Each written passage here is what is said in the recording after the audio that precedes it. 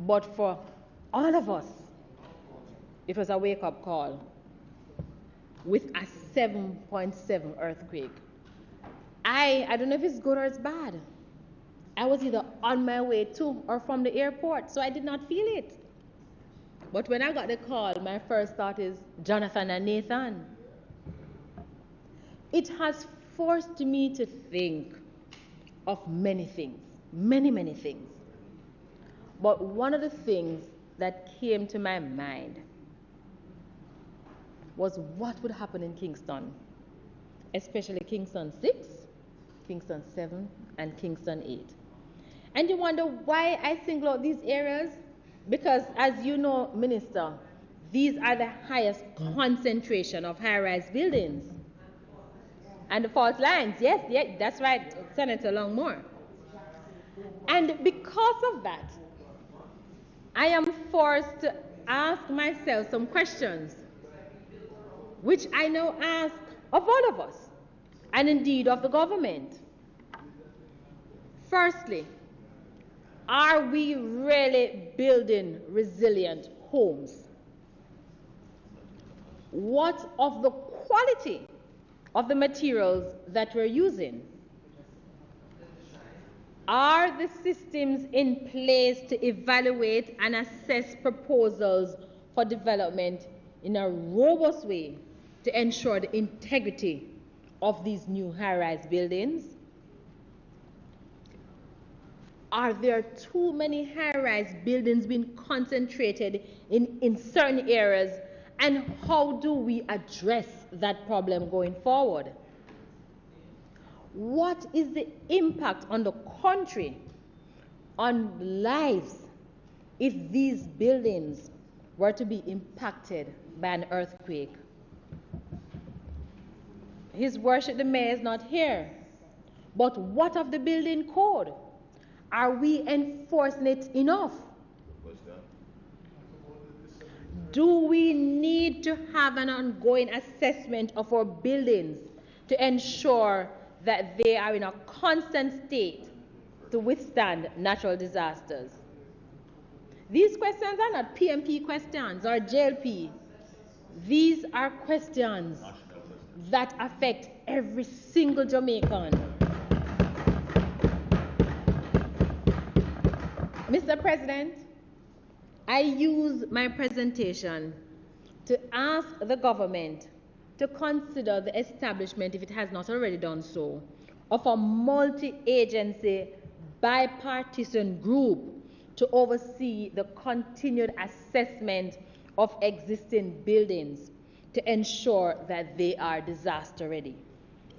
I further ask the Minister of Local Government and the municipal corporations to leave no stones unturned in enforcing the Building Act. If we fail, Mr. President, to do this, the result is going to be too much for our country. Mr. President, the issue of high-rise buildings also has a direct impact on our infrastructures. Our drainage systems, our water supply, our roads, transportation, and commerce.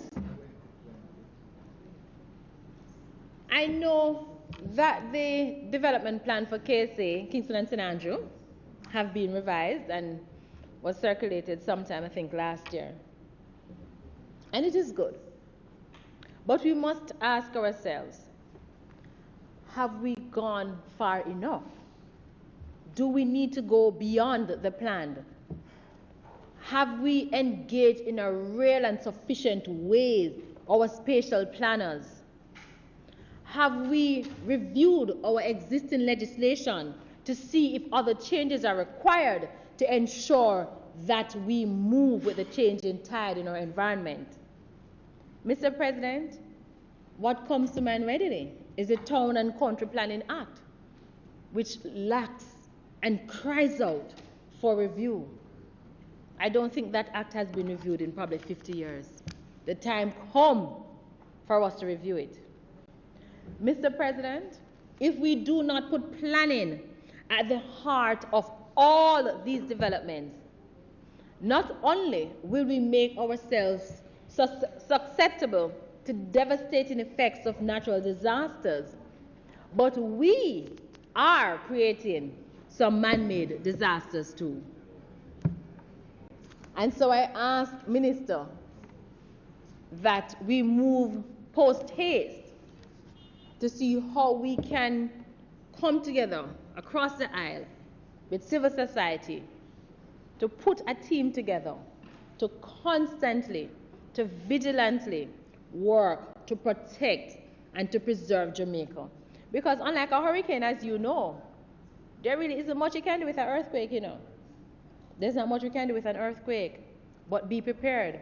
We have to go beyond the message, and I'll talk about it later, about just going under the table or standing by the doorpost and holding on. We have to do a little bit more than that. Mr. President, I now turn to the issue of Airbnb.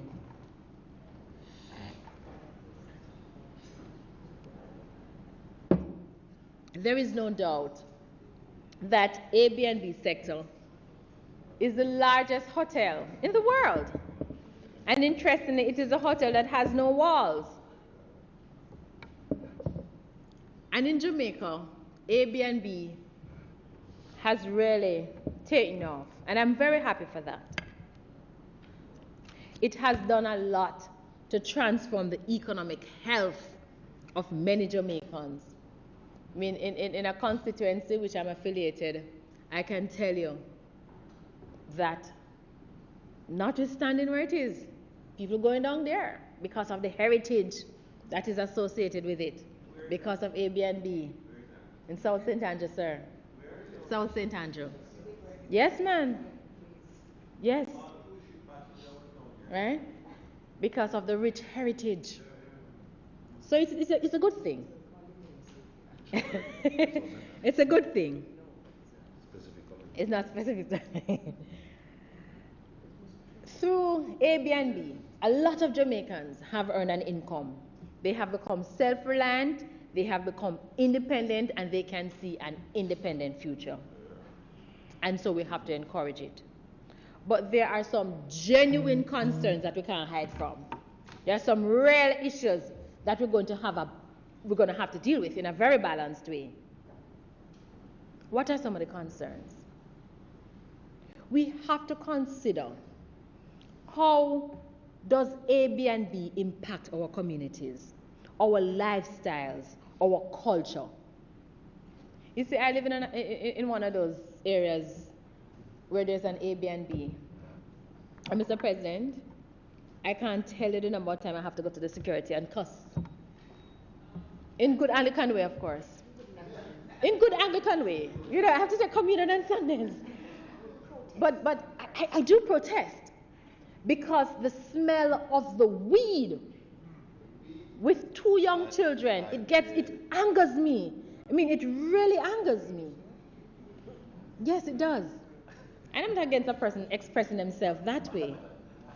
But with my 2 young children, I'm particularly unnerved. Right? And then when you hear of some of the stories about some of these persons who come and inhabit the accommodation, you cringe. So we have to think about how it impacts lifestyle, how it impacts community culture, how it impacts security issues.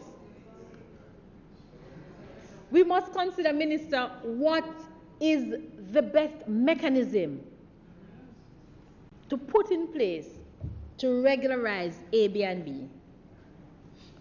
What effect, if any at all, does Airbnb have on our real estate industry? Specifically, we must examine whether there is a relationship between Airbnb and the patterns of investment in land and real estate. Is that one of the reasons why you're finding more apartments than standalones? This is something to discuss. Is it because Airbnb... Sorry, 1 minute. Senator Charles? He did. It was done? Yes. Sorry. I get some wrong I'm almost there. information Two more from pages. all Two three. more. Two more. No.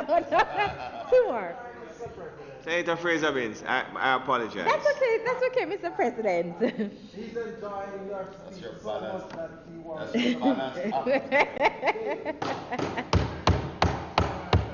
Well done, Mr. We President. have to consider whether this is one of the driving factor in terms of the cost of real estate. What is the likely effect it will have on the housing market? And what segment of the housing market is likely to be more impacted? These are questions, Mr. President, that we have to grapple with. And I don't think we can delay. I know that there has been a lot of courteous dance around the issue, and I can understand. But I believe that we must treat with it. And in treating with it, I am not saying that you must tax it, because I think perhaps the resistance or the hesitation in dealing with it is because people feel that regularizing it means you're going to tax it. I'm not saying we should. I'm urging the government, though, to quickly put a task force, link with it RAJ, the Real Estate Association of Jamaica, the different stakeholders, strata. Let us sit down and deal with this issue of Airbnb once and for all in a holistic way and not limited to the issue of taxation.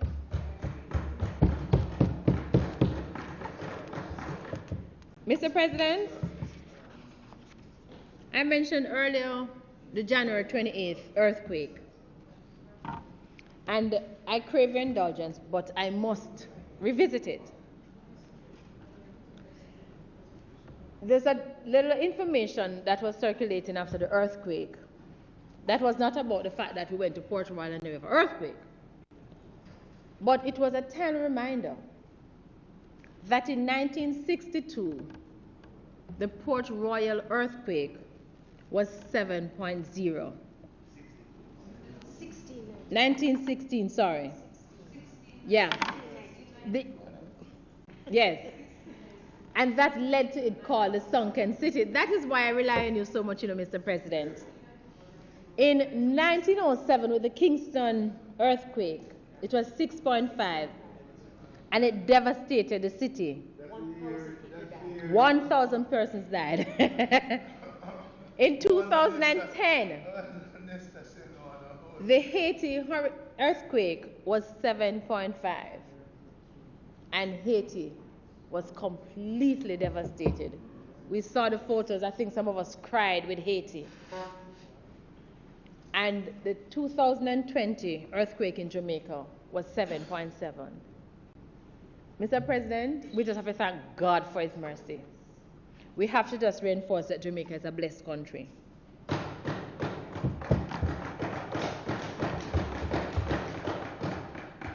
But I asked my colleagues, where were you when you either felt or heard about the earthquake? How prepared, no, seriously, how prepared were you? For me, Mr. President, what I did, I told you before I wasn't home, but for me it was a good reminder.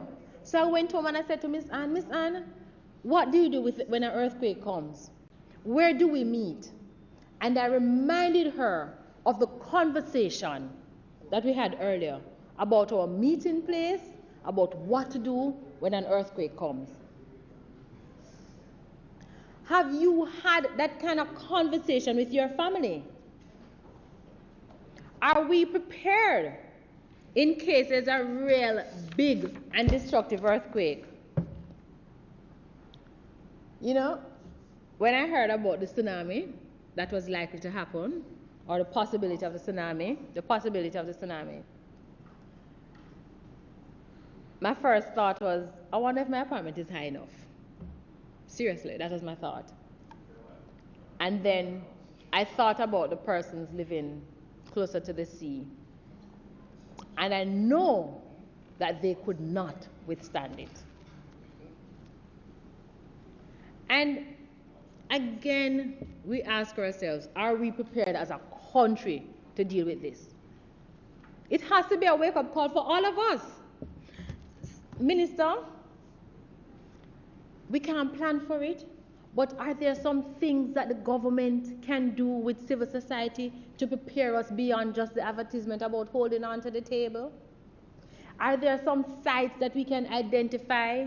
You know, when we're having a hurricane, for example, we know that these are the shelters, and everybody knows where the shelters are, right? But in an earthquake, if we have done, I've never seen it. So I'm putting it to you. In an earthquake, have we identified places that persons, knowing that things you can't control where it's devastating an earthquake, but have we identified safe places that persons can go? You know? No, but I'm saying that these are things that we need to do. Do we have constant drills in our hospitals with our first responders as to what to do? You know? Now, I'm just saying, perhaps you're doing it, but I'm just throwing it up for a national discussion. Have we in our hospitals, for example, Dr. Longmore, at Westwood, I went to Westwood, and everybody knows that by now. And we used to have fire drills at Westwood. Nobody knows when a fire drill is going to happen. You just hear the bell. You just hear the bell ringing, and when you hear the bell ringing for more than 30 seconds, you know, fire drill. If you're in your night clothes, you know you have to go on the quad. Wherever you are, you know there's a stand. Yes, man. Yes, but it's good. It's good. So that's the point I'm making. Have we had that kind? No. Have we had that kind of drill, that kind of rehearsal in our hospitals with our policemen, with our firefighters, with our first responders? Have we had it? And I'm saying if we haven't, maybe this is the time to start. Mr. President, we cannot wait until January. And I've been to ODPEM, where they've had their earthquake awareness month. But we can't wait until January alone. Because the truth is that last year, February right back to December, we had earthquake, we had tremors. Some of them we feel, some of them we did not feel. So it is not unique to, it's not limited to January. We can't wait until January to have an earthquake awareness program. We have to have an ongoing national campaign in our media, in social media, all types of media, so people become aware. It becomes second nature to them what to do.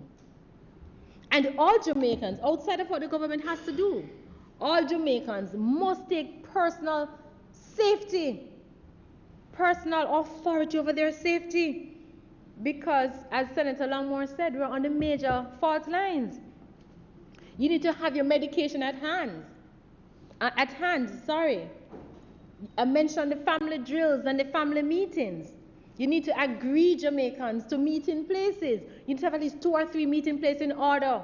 So this is the first part. This is the first place to meet. But if for some reason you can't meet there, let's go to point B. We meet at point B or point C. That's what we need to do in our families. And community preparedness, absolutely.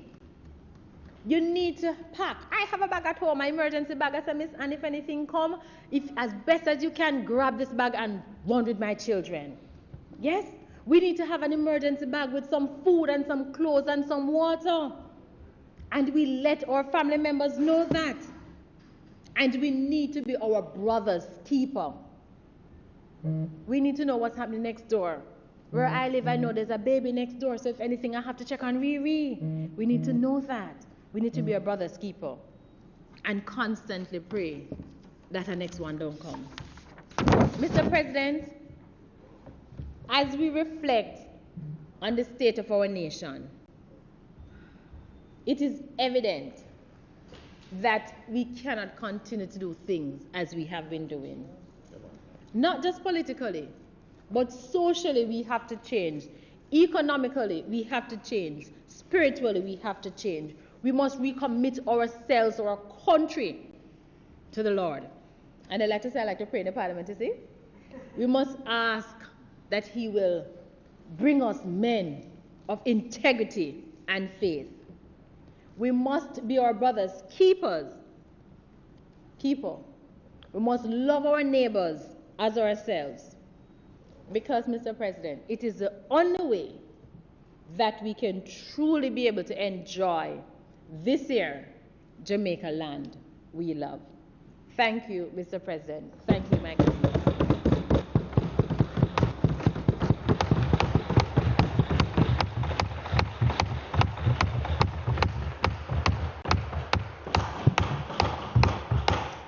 Thank you, Senator Fraser. Teach and beat.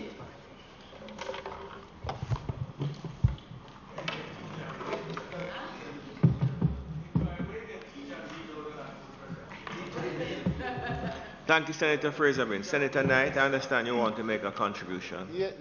Yes, thank you.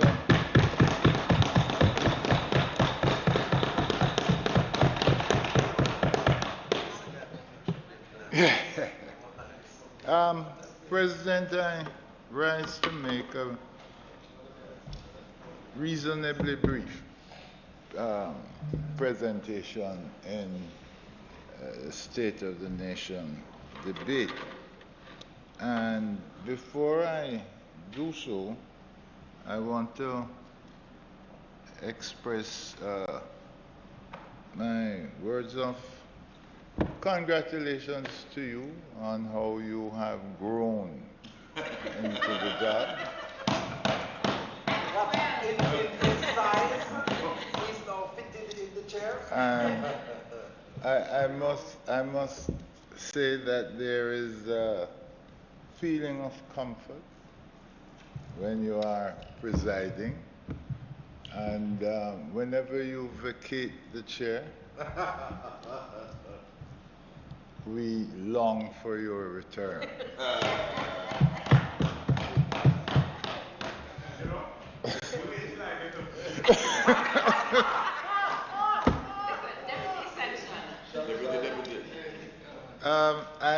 I owe my presence here to the decision of the leader of the People's National Party, Dr. Peter David Phillips, and I express my gratitude to him for reappointing me as a member of this august body.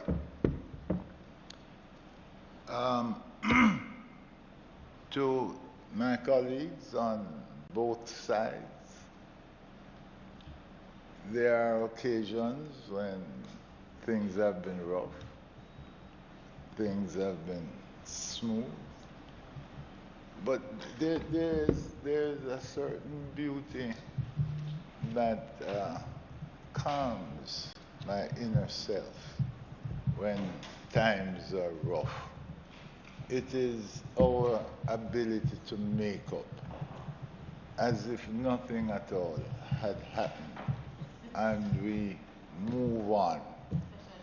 And we do so because we understand our roles, and we are also united in ensuring that we give our best for the development of the country.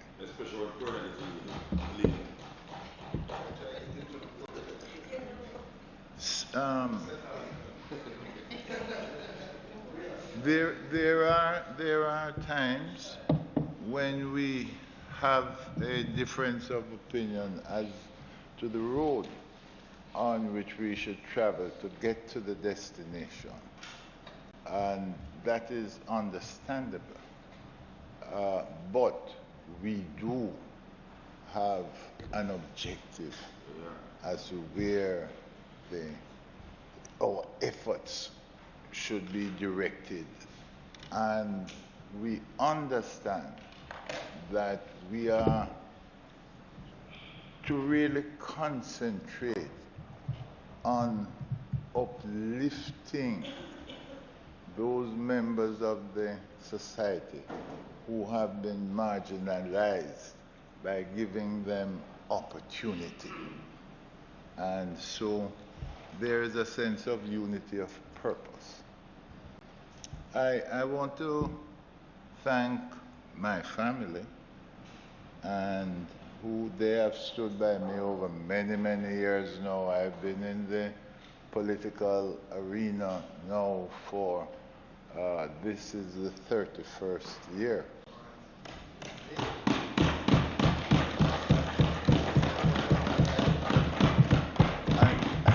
I must confess that when I started 31 years ago, I never envisaged that I would have lasted in that arena for such a prolonged period of time.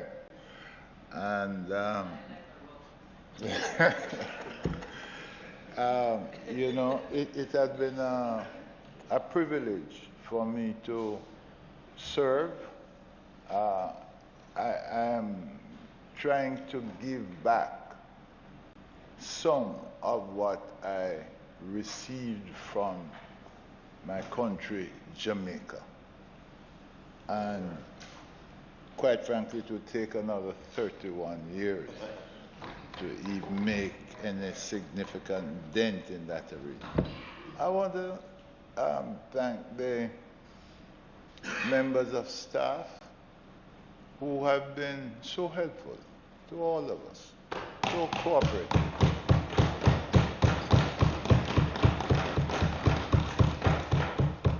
And we have to recognize that there are times when they work under difficult circumstances, but they always produce the best they can in the particular circumstances. And so congratulations. And then there's a group on Duke Street that I must thank also. And those are the persons who work at Night Junior and Samuels, the staff there. They look forward oftentimes to my coming back to the office after a sitting and then telling them what transpired further up Duke Street, which is here. What I tell them sometimes does not necessarily accord with how the news people report it. But you do understand that one should speak of one's self in glowing terms where it is necessary, and project at all times one's best image. It is not necessarily captured in the press. And when it is not captured, I don't quarrel. I don't quarrel at all. Because then I just take it that they are reporting reality, whilst I was not.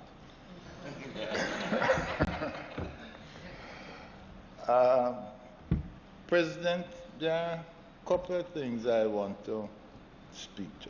And all my friends. I see one friend here in the audience. I greet you well, Norman. And all my friends who have been supportive of me over the years.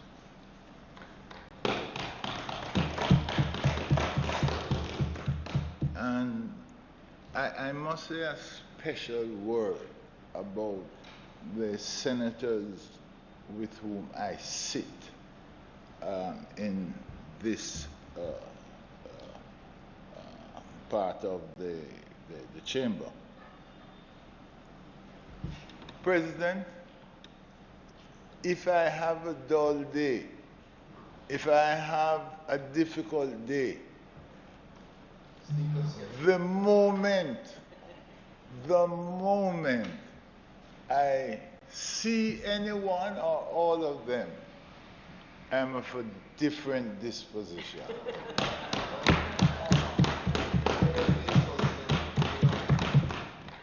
And of course, these days, one has to be the member of the WhatsApp group.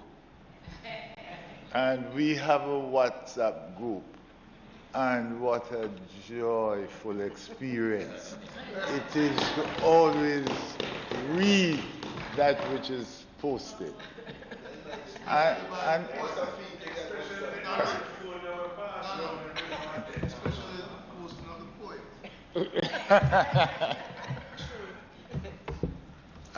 as I said, I have 2 years. I'm sorry the leader of government business is not here because I propose to start with an area that relates to her ministerial responsibility. Are you getting into the meat of your presentation now? Yes. So the record can show that that is the longest run-up in the history of...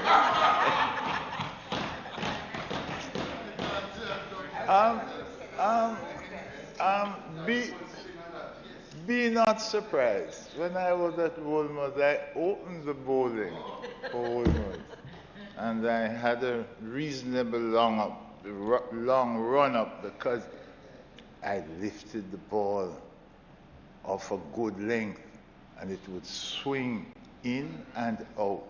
The slip fielders and the wicket keeper had to be alert.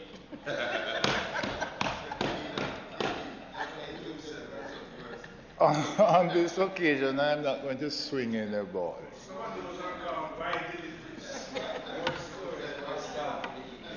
May I ask you, what is a wide? I want to start a bit. In the news recently, I've seen dispatches dealing with the relationship between Jamaica and China.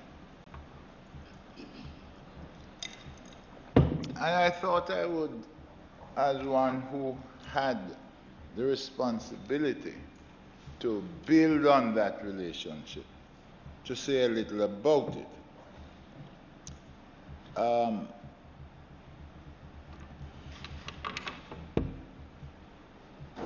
Jamaica, for a long time now, recognized and followed what we call the One China policy.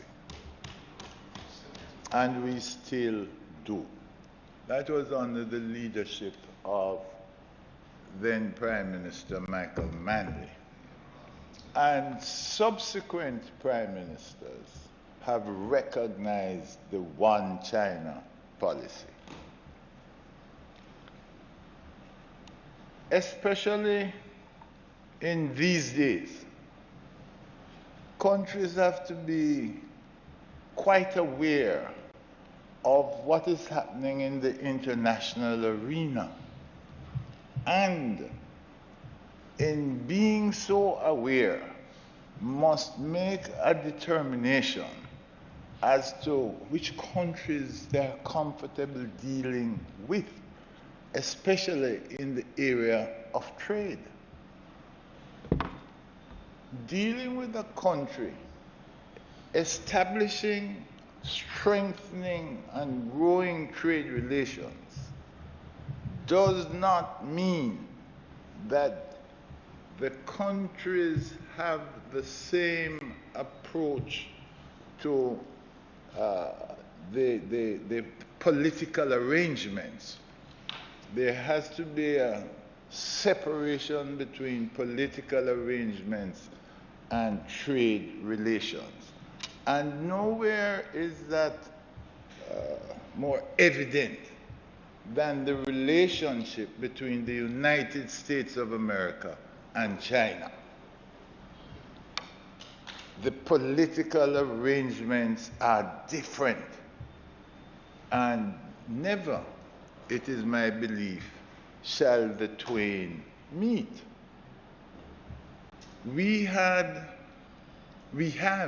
also a special relationship with one of our neighbors, Cuba. Cuba has a communist regime, but that does not affect our trading relations and shouldn't. There seems to be some disquiet in certain quarters And the disquiet seems to arise because there is a fear that Jamaica is going to somehow be influenced in the political arena by China. Well, we haven't been, we weren't influenced by Cuba, but they are our neighbors, and the relationship is a solid one and should remain so. We have been dealing with China on the trade level for several years now, and there has been no political intervention. And it is not expected that there will be. And therefore, there is no need on the part of any other ally of ours to feel that we are going to be influenced and our political arrangements will be dismantled to accommodate a new one. That arrangement, which is feared by some, is alien to us. But it has to be understood, and in the clearest terms, that national interest, vested interest, plays a role in trade relations.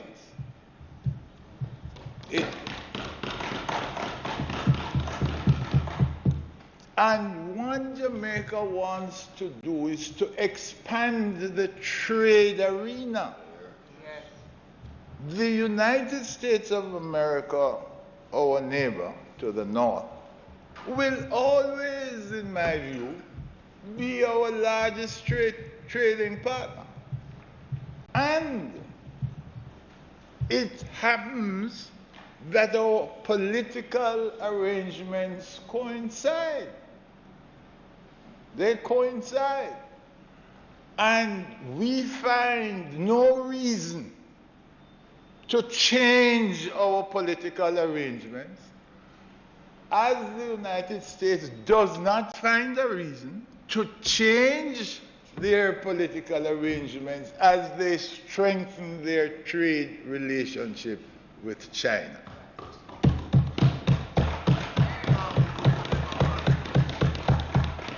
We are a young, but in some senses, a mature democracy. We are. We are well recognized in the international arena, and therefore some thought must be given by those who feel some sense of disquiet to the maturity that we have shown on the international scene. And therefore, what we are doing now is in the interest of our people, because our country seeks development. And if the ties between us are economic, then what is the problem? What's the problem? What we have to ensure is that whichever government has to negotiate with a foreign country, the government understands that it must be doing so to get the best out of that deal for our country. And we must look at long-term consequences. For example, if we are getting indebted to any foreign state, we must look at that. That is a matter for the political directorate and a matter for the administrative staff in the political directorate. I express great confidence in those civil servants who are attached to the Ministry of Foreign Affairs and Foreign Trade. I have confidence in their ability to understand Jamaica's interests and to pursue Jamaica's interests. I also have great comfort in the way in which the civil service staff at the Ministry of Finance and Public Service, how they operate. And I have no fear whatsoever that they will sanction any arrangement between our two countries which will be inimical to our welfare.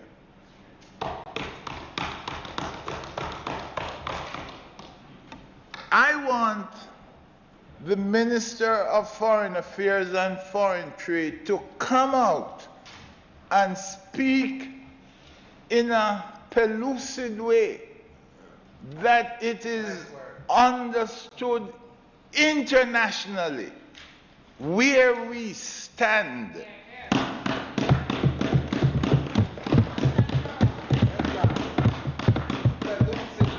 And what we stand for. Yes, sir. And those allies who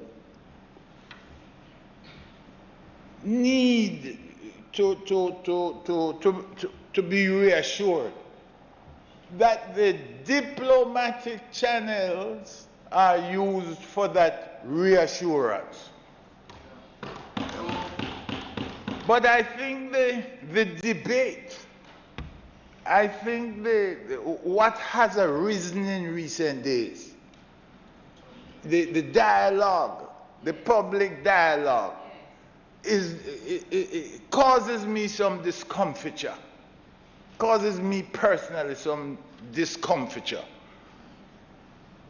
and has the capacity to create alienation and a gulf where none exists or ought to exist. And it could also project a view that Jamaica's foreign policy, both at the political level and at the trade level, that it is being either dictated by some foreign power or manipulated by some foreign power.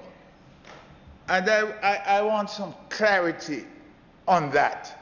I want the Minister of Foreign Trade, Foreign Affairs and Foreign Trade to come into this Senate, this Parliament, and speak in a very clear way, without fear,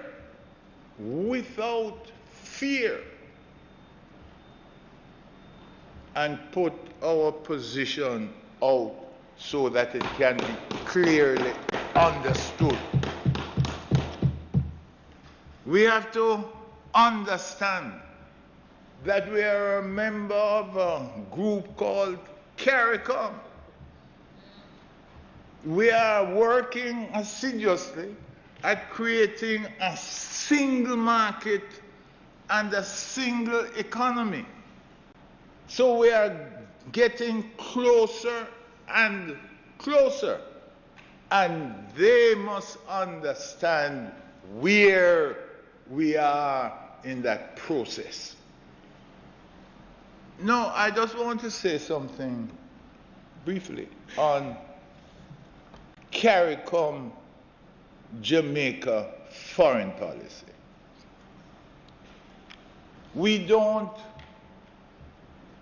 harmonize our foreign policy. We don't. Each CARICOM country is free within the Treaty of Chaguaramas to develop its own foreign policy. And we do. But what we try to do is, as a bloc, we coordinate our foreign policy. Coordinate it.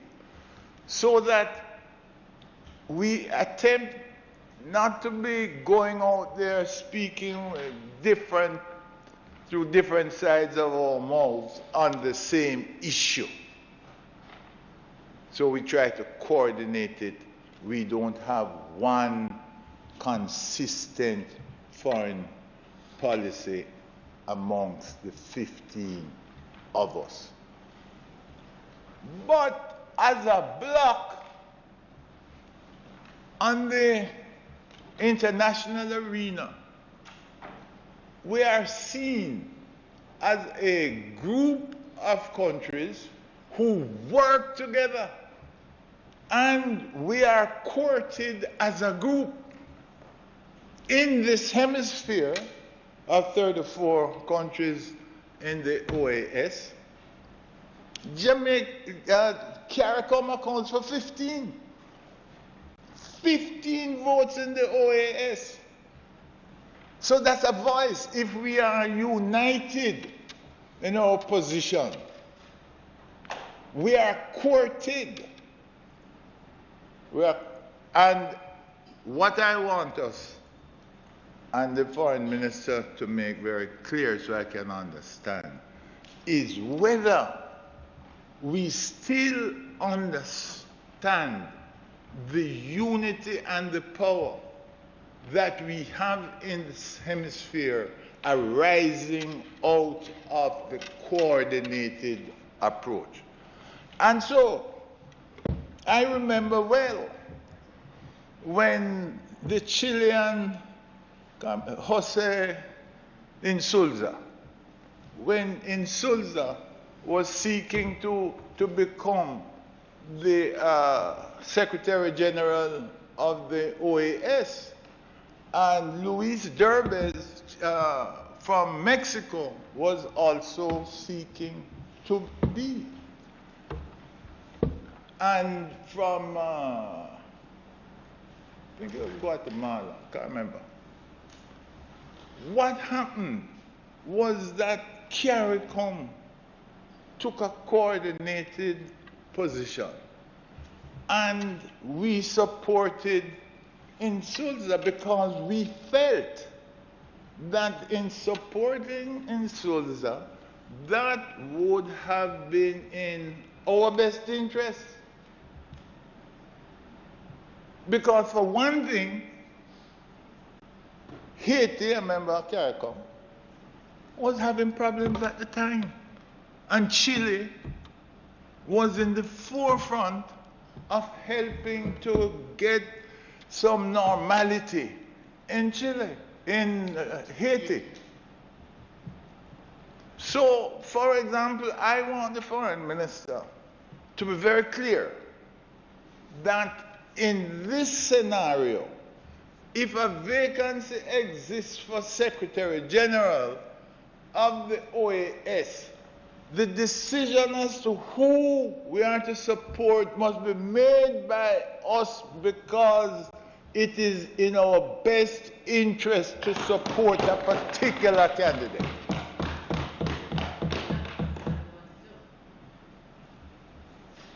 There are times, most times, perhaps all times, when we have to stand on our CARICOM legs. Our CARICOM legs. One for all and all for one. And not be derailed because any other country, for example, that would want us to support a candidate, that country is asking us to do so because they see it as being in their best interest. If there's a coincidence of interest, then fine. It has happened before, it can happen now, and will happen again. But we need to know, Minister, we need to know where is the government on this. I leave that area and I look now at something dealing with corruption. And don't leave. Okay. I'm sorry, Senator Morgan is not here. Because as Senator Morgan spoke, I said to myself, why am I here? Why am I here? It's his time. It's young people's time. And I felt almost, you know, some kind of fear ran through me because I said, I am an old man, I readily admit it. And I tell you something else. I'm happy about it. I'm happy about it. And you know, strangely too, there are many, many people who would have been quite unhappy if I didn't get to be an old man. Because me would have passed on. And then my mind went, I can't quote the exact passage, but my mind went to this quotation in the Old Testament, I think it is. Honor thy father and thy mother, that thy days may be long in the land which the Lord thy God giveth thee.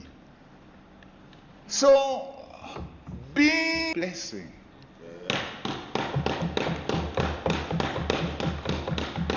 It's a blessing. And so, Senator Morgan, I hope that you will live beyond the years where I am now. And that in arriving at them, no one will ever try to sideline you, shut you up, or to alienate you. Because that which you don't have now, which is experience, you will have as the years go by, Senator Morgan. Because you have said some things here, Senator Morgan, which reveal your lack of experience.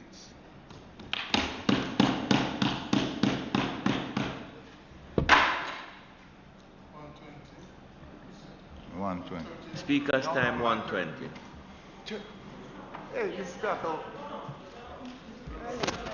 I beg your pardon, Leader? Mr. President, the Speaker's time having expired, might it be extended to allow him to complete his presentation? You have heard the question. In favor? Thank you, colleagues. Let me tell you, you see this corruption thing? I was troubled how he dealt with it, Senator Morgan. I would make some kind of comment on how he did. When Senator Alban Hill made his contribution, he spoke about hypocrisy.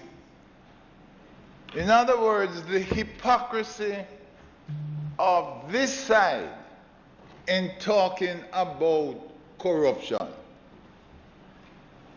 Wrong approach. Wrong approach.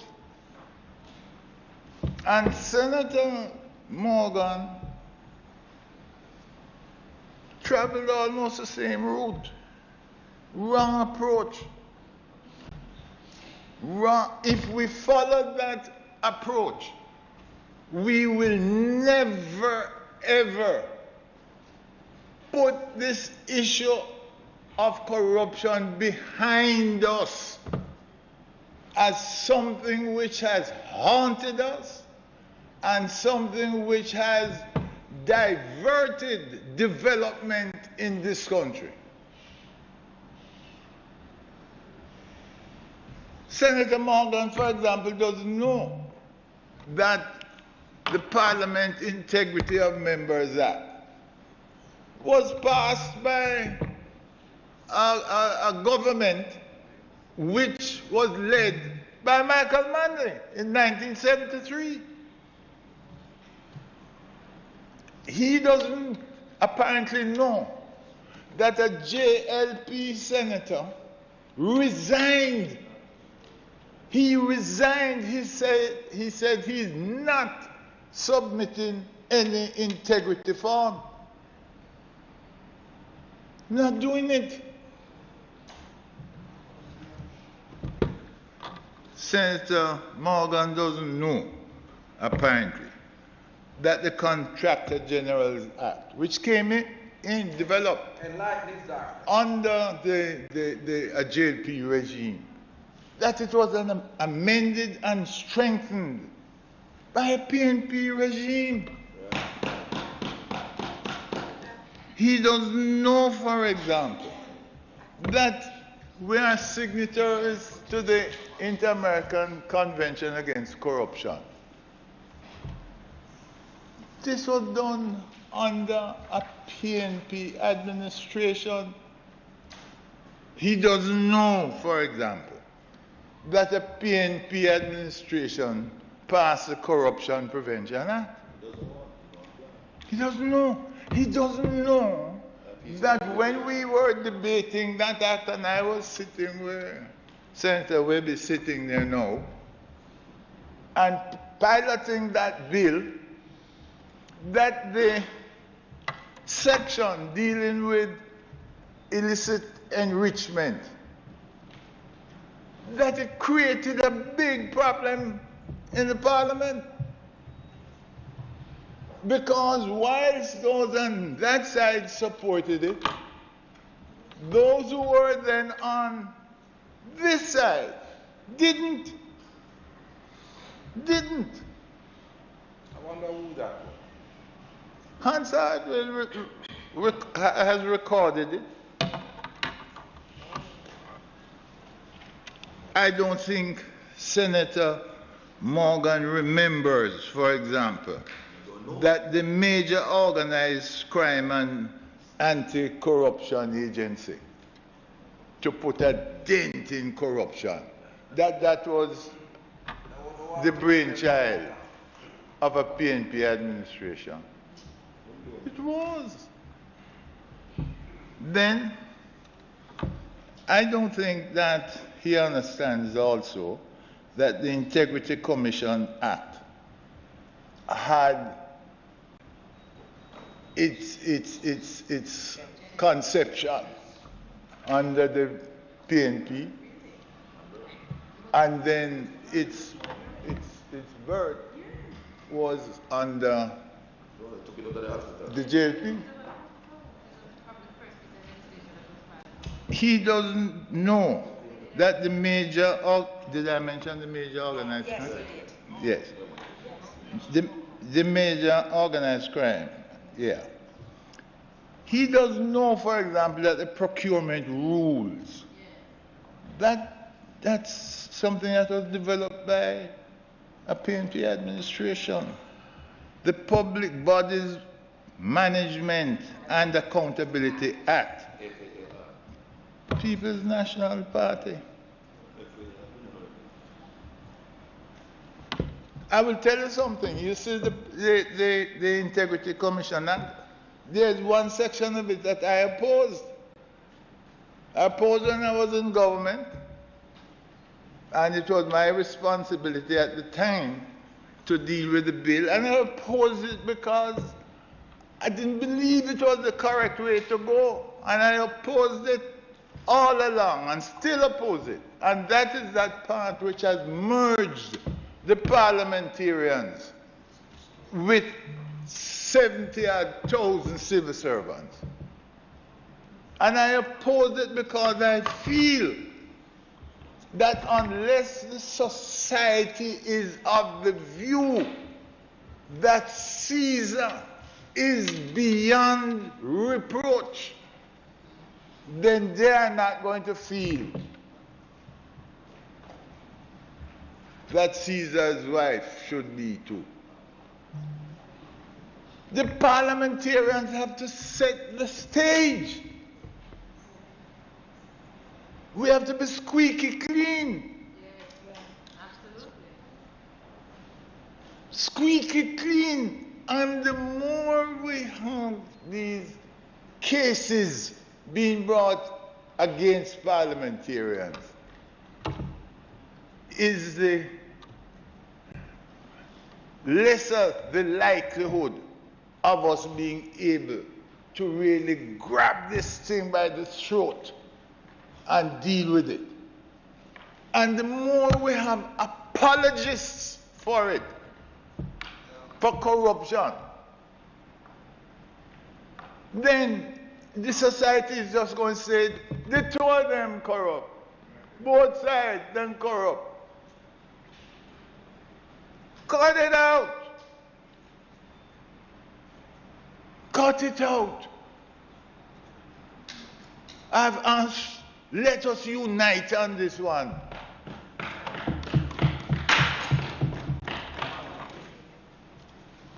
Mr. President, might the time rather being 1:21, might the Senate be allowed to sit beyond 1:30 to complete the business of the day? Members have heard. In favor? Against? In We have to send a message, and clearly, having regard to how Senator Morgan and Senator Auburn Hill spoke, they are not prepared to be messengers.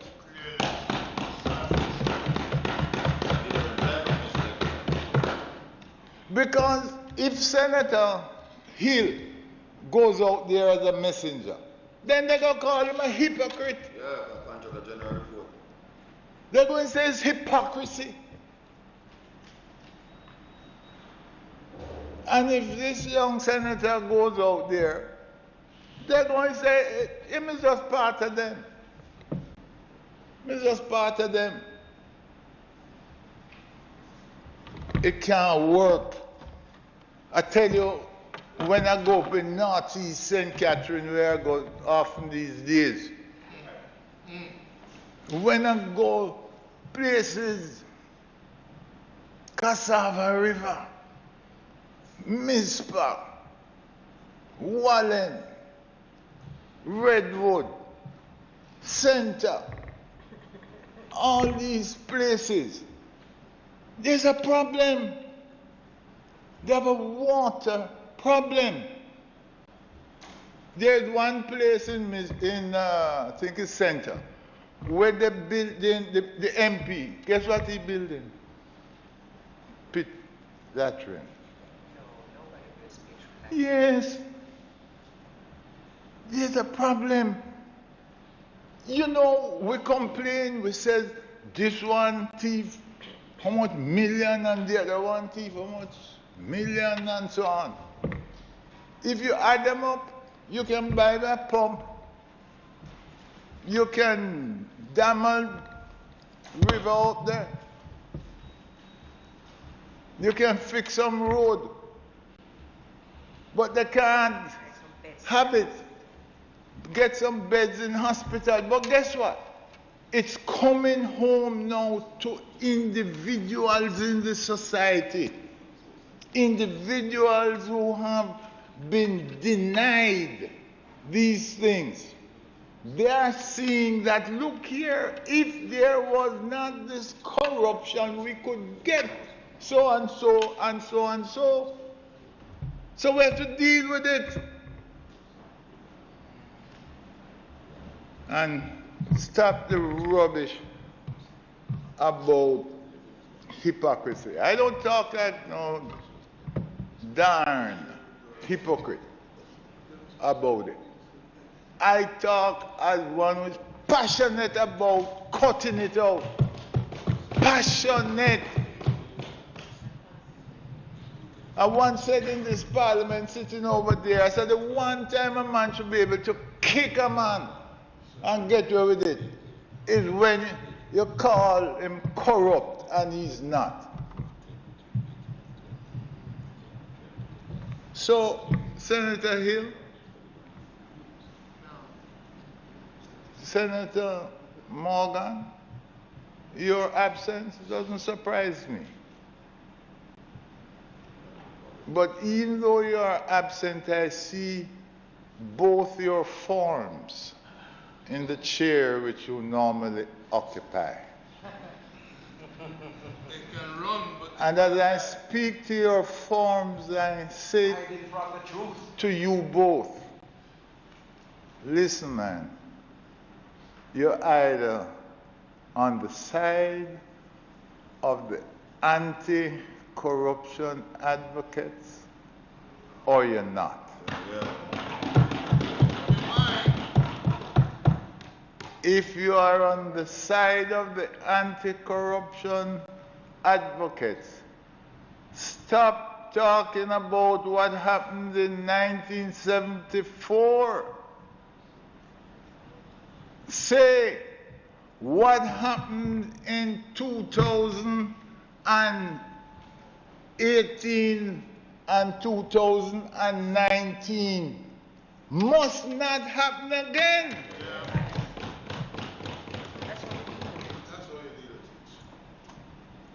Because people are getting fed up. And some people getting, irritable and ashamed of this paintbrush thing. You're selling government land. Sell it for the value. Don't give it away. UDC selling Grace Kennedy government land downtown. You know what UDC doing? Don't tell that. Trying to get the best deal possible to put it in UDC coffers. Don't tell that. That's what we will. And look at, that's what we did. They moved from, I think it was $60 million to $75 million, and every cent accounted for down at UDC.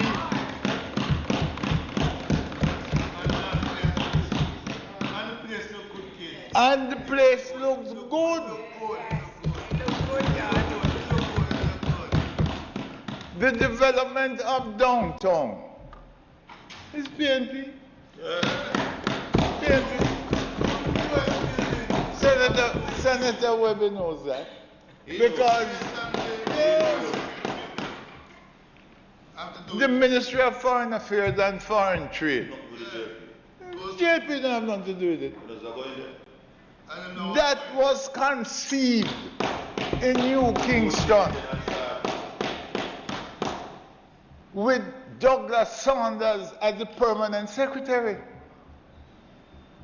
I just happen to have been the minister. And then we moved on, and it started by UDC with the assistance of the Chinese. And don't forget the peer, Victoria Peer, that was. And Lamy just happened to have been a member. And my friend just happened to have been the chairman of the PDC. Yes. And that's how the Ministry of Foreign Affairs come about. We bought the land from UDC earlier, and then with the Chinese, came to an arrangement.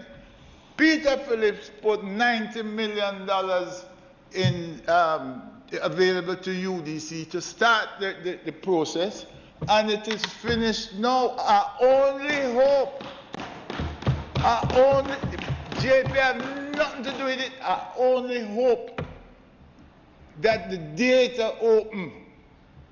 I don't hear say it name some politician name. I only hope so. Because I'm not telling a lie, I'm not threatening or nothing, just a promise that if a politician name go on it that should not be on it, there is going to be some ruckus.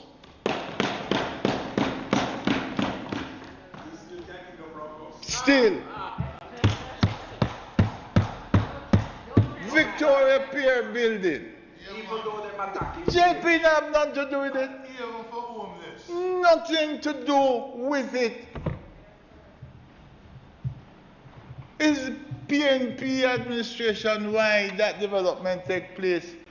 The whole straw market, craft market, 49 million, either 49 or 39 million for renovate it and to put up the buildings beside it to invite people to come downtown. A PNP do that. Portmore. Portmore with Forum Hotel. The PNP, JP have nothing to do with it. What JP? But they claim paternity for the development of downtown. And one of the reasons, you see you, Senator Samuda, one of the reasons to join in the campaign in which I am involved is this, that they haven't brought a new idea to the table. The only ideas that have been delivered by the JP are the ideas you have had. You are the senator. You're not even a minister. And guess what they want to? Guess what they want to do with you? Bury your talent under a bushel. Bury your talent under a bushel of talking to you personally. I'm coming for you. Next time they want to sleep on oh, the heart. You want to take the President,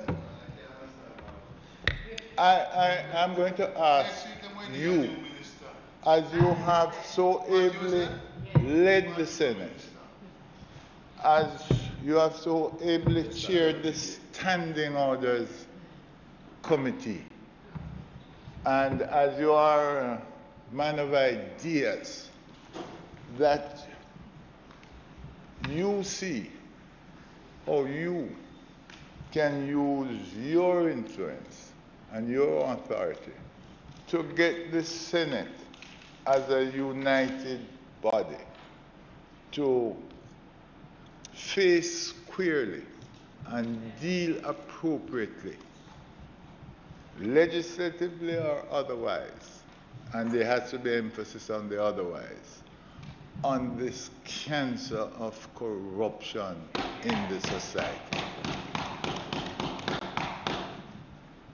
History will be very kind to you if it can be recorded that the President of the Senate brought both sides of the aisle together to deal with the issue of corruption. On this side, we will be by your side. I don't know about that side. This side.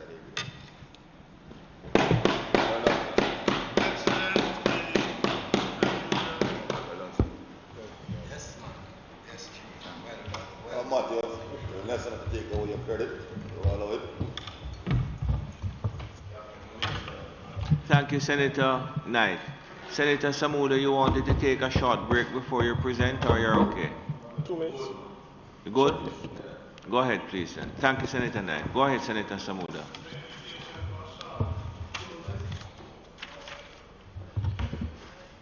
Mr. President, I rise to close the State of the Nation debate.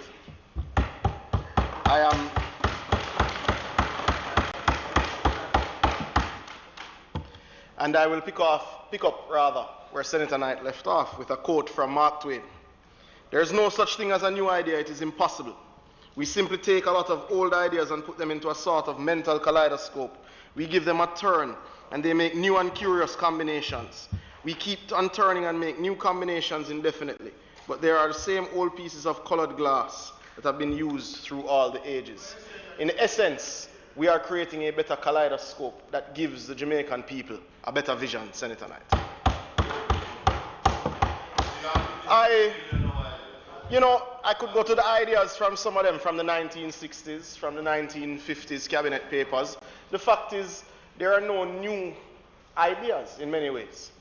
The development plans as drawn up by several governments have been put aside and not implemented. It is this government that is implementing at a faster pace than this country has ever seen. So, Mr. President, I revert to my original thoughts as I have listed here. I wish to thank, again, the Prime Minister for his confidence in me in appointing me to this Senate, or rather recommending me to the Governor General for appointment to this Senate. I wish to thank all fellow senators because this has truly been, since my appointment, a rewarding experience. I thank my colleagues on this side who have advised me. We have worked together. We have become friends. In many ways, we have become family.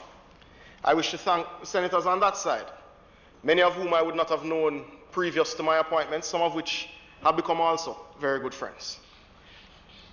I wish, Mr. President, on behalf of all of the senators on this side, certainly, and I'm sure my colleagues on that side, though we have said it before, to extend our deepest thanks to those who work in the Parliament.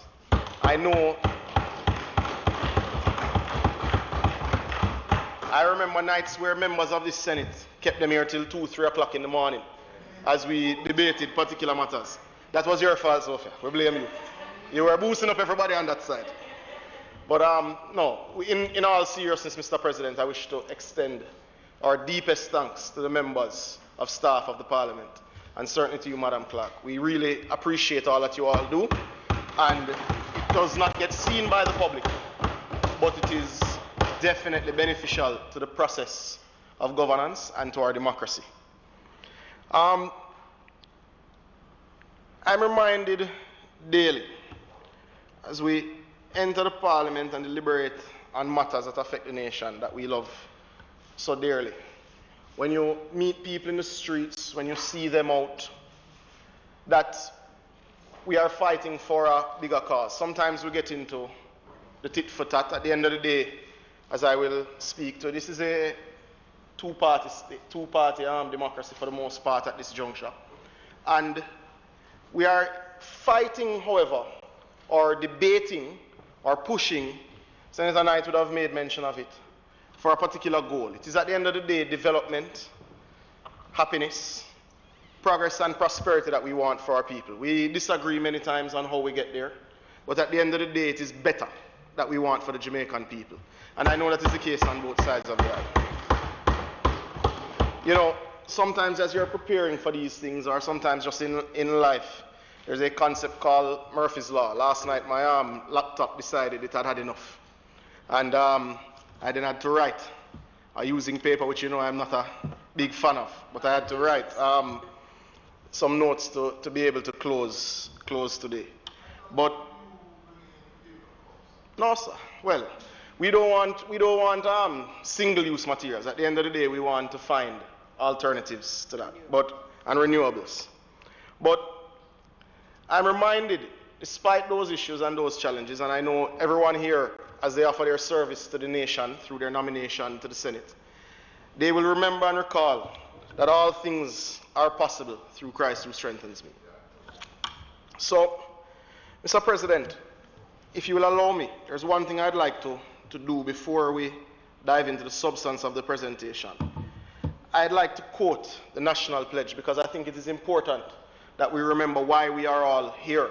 And it is important to remind ourselves, before God and all mankind, I pledge the love and loyalty of my heart, the wisdom and courage of my mind, the strength and vigor of my body, in the service of my fellow citizens.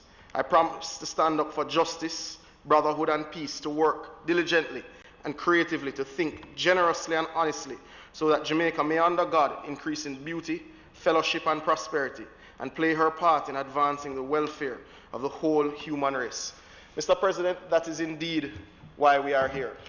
And though we debate strenuously, we feel differently about how the country, or the steps the country should take to achieve its true potential. We, at the end of the day, put our vim and vigor into our work here. And I certainly wish to congratulate all the members of the Senate, as this is likely to be our last State of the Nation debate before the general election is called.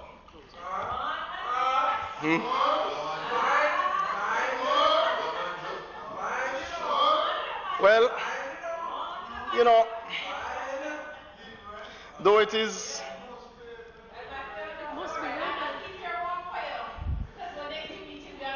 I suppose, whereas I appreciate the sentiment, I have unfortunate news for you. I suspect you may be in the same seat after that process is held. But we come into that. The tenure of the Senate has been interesting. We've debated many bills. We've debated regulations. It has been my pleasure to chair the Regulations Committee of the Senate. We have all, I think, put our best into making sure that the legislation that governs the nation is the best that it can be. And I certainly thank colleagues for the experience. As a graphic popped up on my phone this morning, there is, for those who use social media, there is a feature on Facebook Memories. And a graphic that we used at the very start of the political campaign, ahead of the 2016 election, popped up as a reminder today. And it said, very simply, JLP for a better Jamaica. And I reflected as I thought about it, because especially today being the closing of the State of the Nation debate, as we look at the state of the nation, as members on both sides of the aisle have looked at the state of the nation, I reflected and I felt quite comfortable, quite heartened that Jamaica is in a better place because of the decision that it made in February 2016. At the end of the day, the Jamaica Labour Party has delivered a better Jamaica. Now, no, Senator Knight agrees. He does.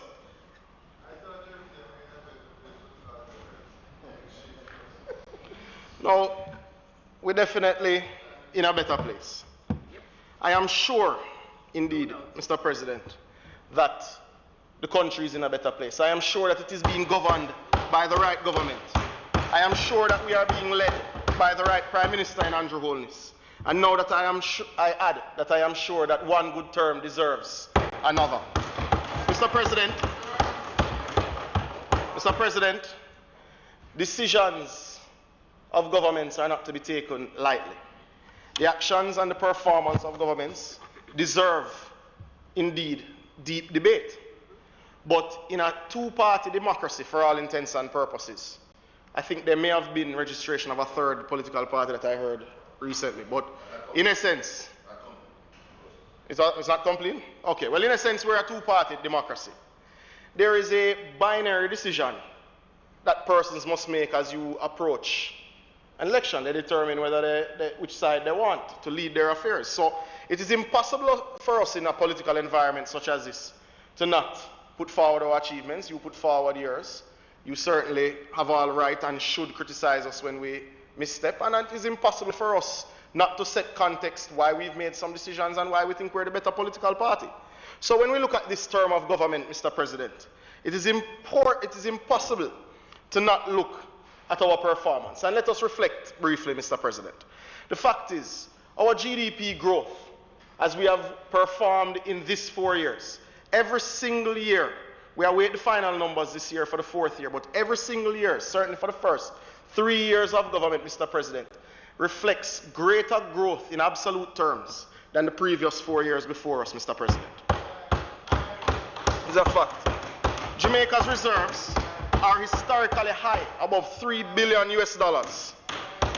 Interest rates, Mr. President, have come down to historic lows of 0.5%. Inflation rates are performing within the target ratio, giving dependability and predictability to not just citizens but businesses alike, Mr. President. At the end of the day, in this economy, we are doing more in 4. Now, when we think about the fact about where do these statistics hit the human element, where do people feel it? One of the greatest achievements of this administration has to be that its work and its decisions have led to the lowest unemployment rate in Jamaica's history of 7.2%. Now, why this rate is interesting is that when we started this debate, the rate was thought to be at 7.8%. And within the course of this debate, the rate has now been declared by Statin to be 7.2%, Mr. President. We are going in the right direction, and one good term deserves another, Mr. President. Well, what is more frightening, Senator Hill, is that when we took over, the unemployment amongst youth was in the 39 percentile range. Right now, youth unemployment is at 20%, so we have cut the number of unemployed youth in half, Mr. President. And it is something we are particularly proud of. Now, at the end of the day, Senator Knight would have spent some time on foreign affairs in his presentation. One of the greatest metrics that I think any government has to look at, regardless of all that it does, is the poverty rate. You have to. You can't analyze your performance without considering the poverty rate. And why I mentioned foreign affairs, it is SDG number 1 from the UN. So we can't, absolutely, because the fact is there are less people suffering from poverty under the Jamaica Labour Party administration after 4 years than there were after 4 years of the previous administration. That is a statistical fact. So the fact is, poverty had gone as high as 22%, Senator Morris. Below 10%. Previous to the world recession. You don't get to speak about it without context, Senator Morris. And you know better than that. I know you know better than that. But we'll come back to that, Senator Morris. Jamaica has moved up 4 spots in the most recent Doing Business report, 71st to 75th in 2019. More importantly, our absolute Doing Business score, Mr. President, is at 69.7, up from 68.3, Mr. President. At the end of the day, we are doing more in 4, and the country is moving in the right direction. Now, well, you know, let's discuss some other things. You had your chance at the wicked Senator Knight, but we'll soon come to that in it. Senator Knight, when we look at what is taking place in the country by way of development, and we discuss connectivity, the government of Jamaica has resurfaced and repaired more than 400 roads in our tenure, the most in any single term of government in the history of independent Jamaica. There have been over 30,000 housing starts since we come in, which is more than any other administration in the history of Jamaica. My colleague Senator Fraser Binns touched housing. That's right. And the truth is our housing debate with the former administration ended in 2018 because we had passed that number in 2018. Now what I find interesting is when you see groundbreakings, it's not just housing, Senator Charles. It is for health centers. Every single month for the last 12 months, I have seen a new health center open. Now what is interesting, it doesn't just open a new one. Every single month when I went back into the newspaper archives for the last year, I've seen a health center repaired and renovated as well. So we are doing more for health care in 4. When we look at police stations, Senator Morgan, is it 193 or 195? I don't know the police stations. Over 190 police stations, Mr. President, are being repaired and renovated under this Jamaica Labour Party administration. So houses, health care, roads. But we've also built more square footage of facilities in the education sector than has been done in the last 20 years, Mr. President. And that is a statistical fact. Oh, but, you know, the list of achievements will be printed, and you know the several pages of the newspaper that it will take up. Because we could touch the new Children's Hospital. We could touch what is being done at St. Joseph's. There, I mean, where do you want me to focus, Senator? It's not an issue. But what is interesting, colleagues senators, is it's not just groundbreakings with government expenditure. Senator Webby can tell you, because of his role not just at Grace Kennedy, but with the PSOJ, I sure you have invitations to groundbreakings for private sector every single week, if not 2 and 3 a week. The investment being led by the private sector of Jamaica, big and small, is triggering growth. And the fact is, while this government addresses the capacity to grow, because we have uncovered several capacity issues, not just legislatively, not just from a regulatory standpoint, while we address the capacity to grow with the infrastructure and with the investments necessary, the private sector is doing what is required, and they are showing that with their confidence. The business confidence has peaked several times. It goes up and down a little bit, but it is higher than it has ever been in our history right now. Boy, you see, you can't remember hotel rooms. I'm sorry, Senator Crawford not here, because it's something I used to joke about. The best political speech I'd seen from him was when he was running in 2011. Well, we'll soon come to that. Well, let me tell you about Senator Crawford, because I know he's a protege of yours. The best political line I'd seen in the 2011 election, right, came from Senator Crawford. That was when he was better on the stump than he's been recently, to be honest. But the best political line in the 2011 election came from Senator Crawford at the time, when he said the only hotel room Ed Bartlett had built was a community center in his constituency. It was funny at the time, good political job at the time. And he did it in St. James. But he can't say that today. Every single week, we are now in hotel rooms. The newspaper running out of space to print awards because of the best performing tourism minister, not just in the Caribbean, but in the world, Mr. President. But, you know,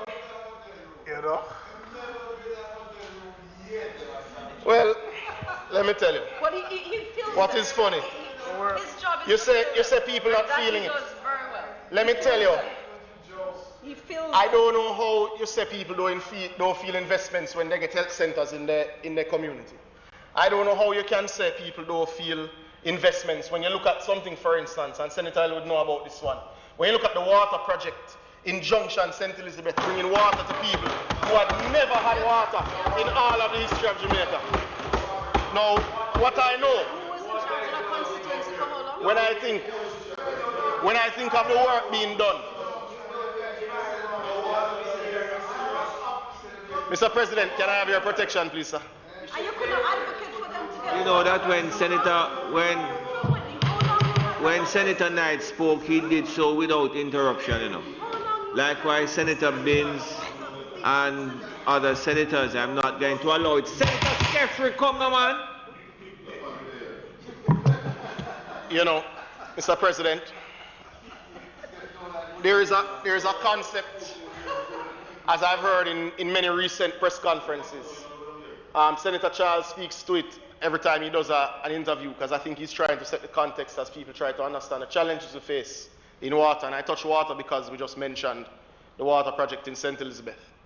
But he speaks of non-revenue water and how much of the water that we collected and tried to distribute used to leak out. Unfortunately, but you didn't get anywhere with it, Senator Knight. The pipes were clogged. You didn't get anywhere. The fact is we inherited a non-water situation. Senator Knight, you know what? Senator Knight, you know I've never interrupted your presentation. Senator Knight, you know I've never interrupted your presentation. No, well, that's not true, but I hear you. But much like the water that used to leak out. No, hold on. Much like the water that used to leak out before it could get to the pipes of Jamaicans, so too were these grand ideas that we heard about from the other side. It just didn't reach to the people of Jamaica. What you have now is no longer discussions about what was in the pipeline. And I could list achievements from now till tomorrow, Mr. President. We have unclogged the pipeline and we are fixing the distribution network. There are challenges. But Mr. President, in the same way we are fixing non-revenue water, we are fixing the delivery of projects that have sat and gathered dust, Mr. President, for decades. Senator Skeffrey. The non-revenue water situation has moved from 60% of water leaking out to 40% under this government. We are moving in the right direction. And Mr. President, one good term deserves another. At the end of the day, we soon come to that. We soon come to that. Now, you know, President, it's no secret. It's no secret that the area of environment is one which is dear to my heart. Right? When I think of our achievements and I think of our greatest achievement, I think it has to be said that the area of environmental management under the Minister of Environment, who happens to be the Prime Minister, is our greatest achievement this term, Mr. President. What we have done in this area is nothing to scoff at. And I think, I'd said it in my opening, but I say it again proudly. What you have, Mr. President, greatest administration in the history of independent Jamaica, and recognized to be so. Mr. President, I had shown my colleagues, well, you see, in this case, you know, in this case, it is good that this administration is doing what it takes to be labeled as being green. Mr. President, our environmental management and our environmental achievements include the shift of our energy target for energy being created in your energy mix from 30% to 50% by 2030, Mr. President. The recent designation and announcement that an additional 14% of Jamaica's landmass will be labeled, or be rather protected, put into protected areas, both with the 14 new forestry orders that we passed in this Senate, and what was done to designate the cockpit country. This is the largest protected area, Mr. President, in the Caribbean. Let us also understand that with this 14%, Mr. President, Jamaica moves to protecting 30% of its landmass, doubling the targets set by the UN. It is nothing to scoff at. No, not at all. Senator Morgan would have reminded you that we commissioned the largest solar plant in the Caribbean, moving dream to reality, Mr. President, taking it out of the pipeline in Westmoreland. So we are generating more clean energy, Mr. President. When we think of what was done with Wigton, I don't think of it as just a financial achievement. Yes, it brings people who have never purchased stocks into financial inclusion. But what it does, Mr. President, and I've been to some of the environmental forums, it has created a new financing mechanism to do climate-friendly projects and to create clean energy projects, something that has not been seen in Latin America and the Caribbean, and it is something we should be very proud of with the listing of the Wigton shares. When we think of the LNG conversion in Montego Bay, when we think of the 3 million tree planting project with the 3,000 hectares of mangroves that will be replenished, this is nothing to scoff at. When we look at the islands that have been ravaged over the last 4 years from devastating hurricanes, Mr. President, all of the communities within those islands that were worst affected were the ones where there was mangrove degradation. Yep. It is not just something nice to do, it is something that will protect our citizens, especially the ones that live in the near coastal areas. When we think of the fact that we're not just adapting, we're mitigating, we think of the coastal revetment projects recently announced downtown Kingston and certainly in the eastern portion of the country in Anata Bay. When we think of the fact that this country has seen brave leadership that turned down requests for coal plants in St. Elizabeth, brave leadership that turned down investment proposal for Goat Island despite the growth it would have brought. Mr. President, and one that is dear to my heart, and I certainly thank members that would have been on the other side when we passed a particular motion because it found favor with the members on that side. When we think that we led the Caribbean in banning some single-use plastic items, and many countries within Latin America, the Caribbean, and Africa have followed suit right after. I can tell you just how many ministers of environment and industry have reached out to me and asked for copies of the reports. The only unfortunate thing, Senator Brown, is that it's not up to your discretion. But I know you will. Thank you. Thank you. I hear you. Far we have come, Mr. President, but far we must go. But there can be no doubt that when it is related to our environment, when it is related to the steps that we must take to prepare for climate change and to honor our international responsibilities, we have come a long way, Mr. President. And the fact is we are moving in the right direction.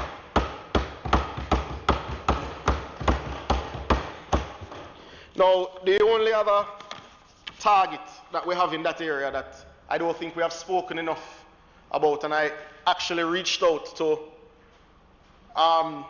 the opposition spokesperson on environment about, because I wanted to get contextual feel, because I've always said environment and climate change shouldn't be a political issue. One of the things we've not spoken about, we would have signed the climate change agreement, dubbed the Paris Agreement, in 2016. And one of the things we've not taken steps on, despite the fact that it has been on the cards since about 2006, to be honest, is emissions testing, Mr. President. And it is an area that we have to have deep conversation about, because it affects lives, not just because of the positives where you get air quality, but it can, in some cases, raise the costs of transportation. So there are political discussions to be had, because you need, well, absolutely, it brings the health benefits, but there requires some political consensus to be able to implement something like that. Though it is something we have signed to, and it is something that both sides agreed and shouted about and were excited about when we signed to the Paris Climate Change Agreement. There still needs to be discussion as to how we implement. And it's something that has been absent from the environmental discussion across administrations largely, certainly in the public domain. And it's something that we need to move on very quickly.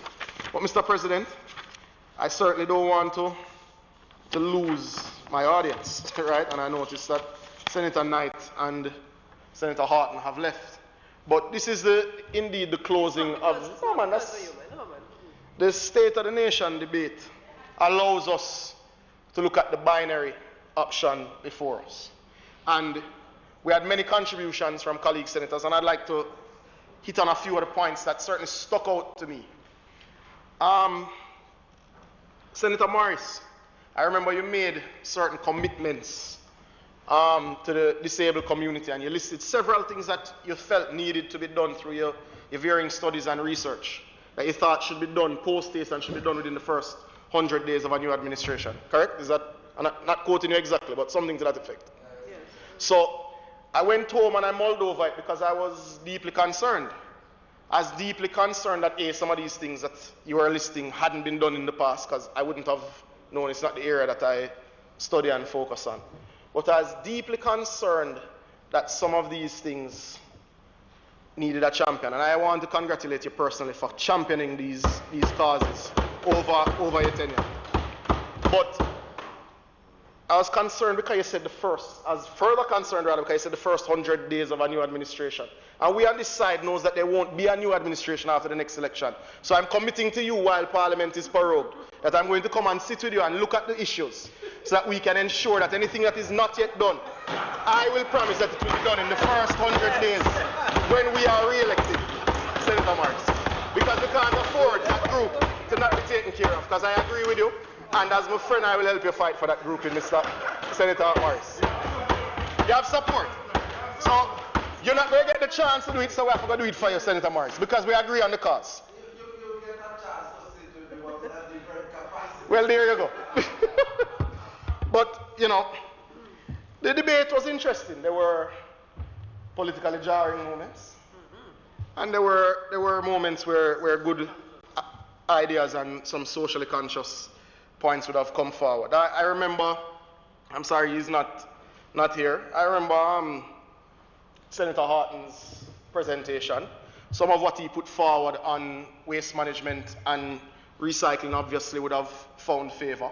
Though some of it he may not have been aware is already taking place. There were some new ideas that I had deep regard for. What I remember from his presentation, there were 2 points that jumped out at me, and I remember when he came to the Senate, he spoke about the importance of accuracy and, sticking to historical, or sticking to context and making sure that we gave people the full picture. He spoke about devaluation, which since the JLP taking office, though there's a floating exchange rate between about 132 and I think 142 now, which at the high end takes you to about 18% devaluation in a 4-year period. He neglected to mention that in the previous administration, there was near 40% devaluation under the leader of the opposition, now then finance minister. 39.8 or something, so close to 40. So that was left out of the discussion. So when we talk about housing in Senator Fraser Binns' thing and the impact on inflation, when we talk about what that does, we need to give context that the dollar was devalued 39 point whatever the exact figure was percentage in that period of time. So the rate of devaluation, regardless of how you want to debate it, regardless of how you feel about economics and the exchange rate, has slowed considerably under this government.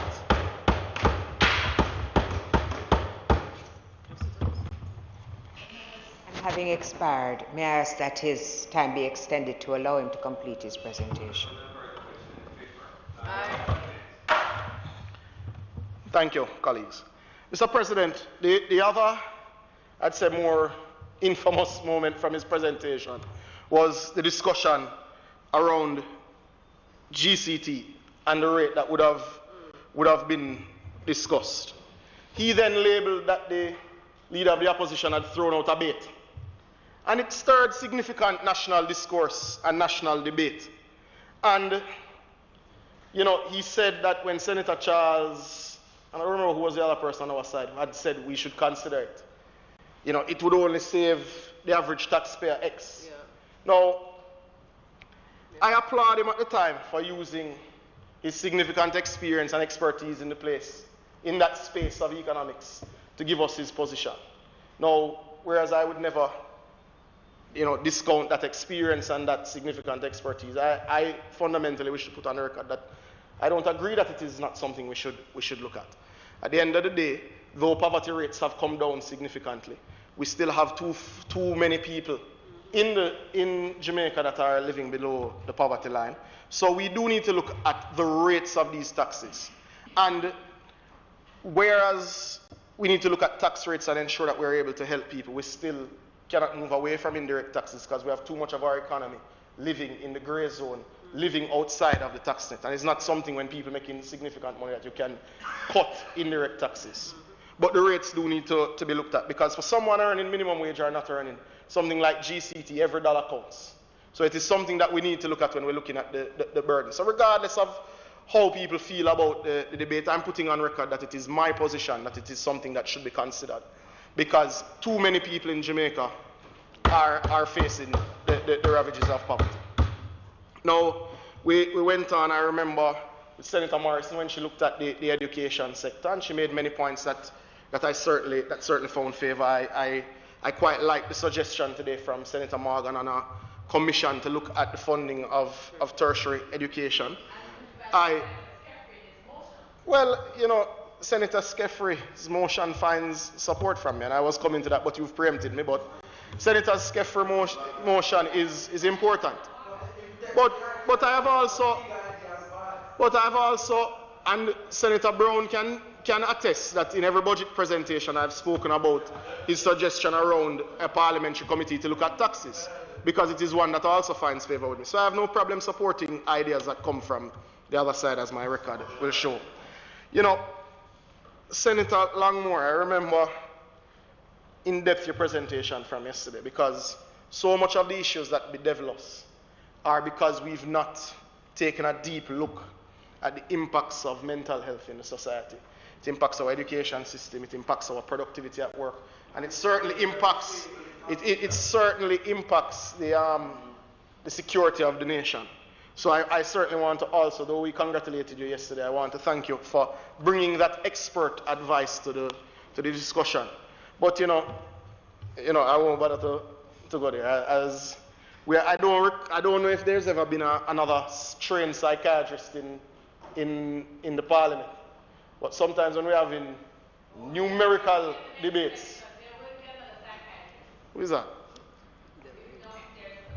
Who is that? Oh no, that won't happen. That won't happen. You may have to put him in one of those seats in the upper house, but I don't know about that. But you know, excellent presentation, and I remember, well, let me start. Senator Fraser Binns, though, second to last presentation before closing. I know how passionate she's about land and access to land for all Jamaicans.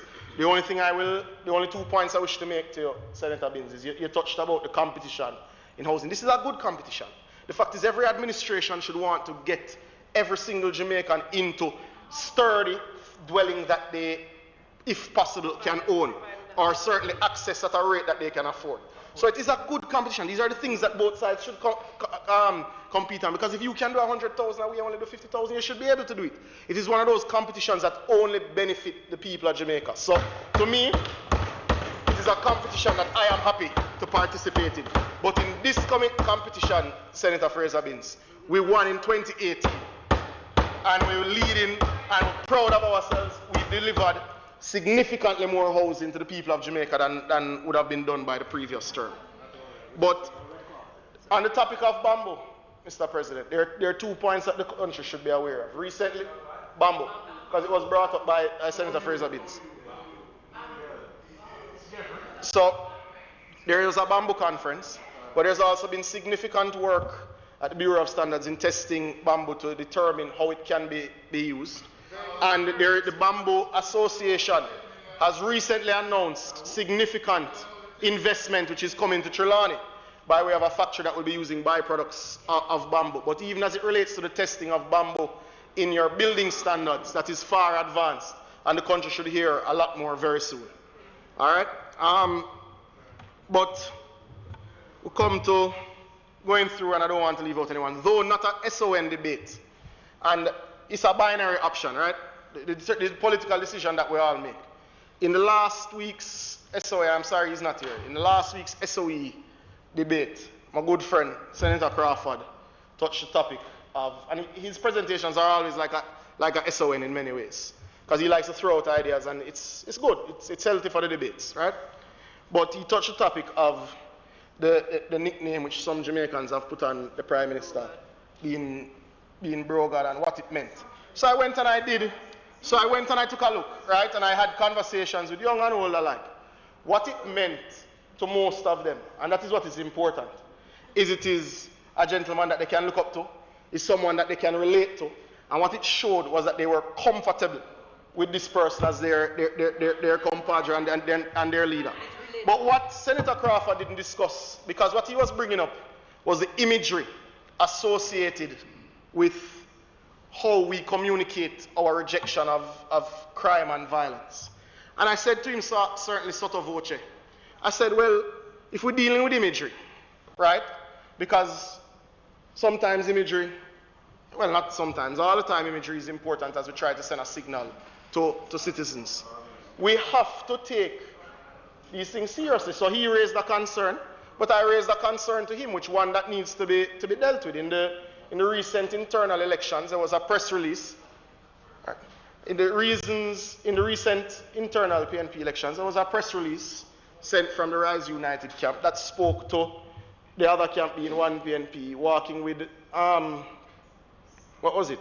Washed up dance. Whoa. So, if we're going to talk about symbolism and imagery, the same way we're going to approach a corruption discussion, and Senator Knight would have said we need to discard it and we need to totally separate ourselves from it and condemn it. Then you have to condemn that sort of situation as well, because it is, but you link crime and corruption all the time, Senator Knight. So I'm following your good example.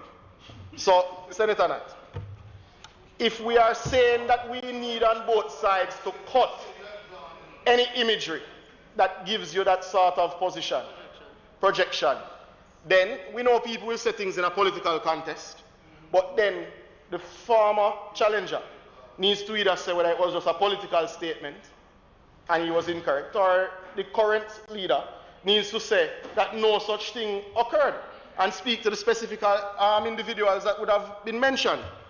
But there were two other presentations. There's one today from my good friend Senator Miles, and he spoke heavily to upliftment. He also spoke to education.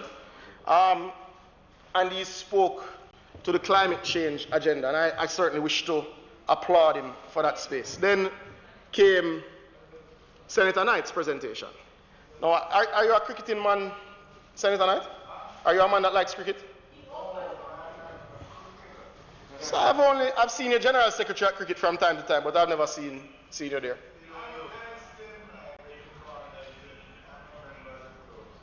But I've been to the club too, I've never seen you. It's odd, you need to go more often. But I was, admittedly, so I'm a fan of your archer skills, right? But I was a little worried for you in your presentation. Really, I was a little worried for you in your presentation. Because Senator Scott Motley being your coach, with you having such a long innings with no runs on the board, I was worried she was going to send you back to the pavilion. I was a little concerned for you.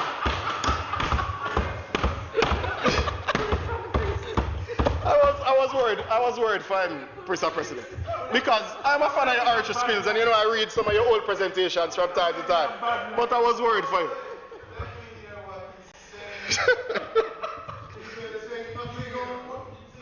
No, I'm giving my view and my take on the State of the Nation debate. So whereas I'm a fan of his archer skills, and usually I enjoy your contributions to our varying debates, I thought as a good cricketer, I was a little concerned for you today. I was a little concerned, admittedly. But, Mr. President, well, boy, after that long run-up, such a slow delivery was quite concerning also, Mr. President, if that is the case. And I know Senator Webby is a cricket man as well, so he understands quite clearly my my concerns. But, you know, Mr. President,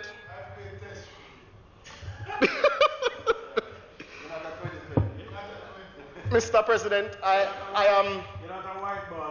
reviewed how I saw the contributions to the State of the Nation. And in my own presentation opening the debate, I gave my assessment on the state of the nation. And as we come, potentially, maybe this is the last, maybe it's the second to last State of the Nation.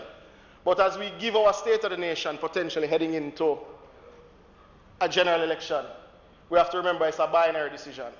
And all of the polls, regardless of pollster, regardless of market researcher, tell us that the country is still very leader-centric in terms of how it looks at leadership, how it looks at its decision-making process. And I certainly am proud of the leader that I have. It's Martin Luther King Jr. who said it, the ultimate measure of a man is not where he stands in moments of comfort and convenience, but where he stands at times of challenge and controversy. In moments of challenge and controversy, Prime Minister and the JLP leader, the Most Honorable Andrew Holness, has made the right decisions and adopted the right stance, Mr. President.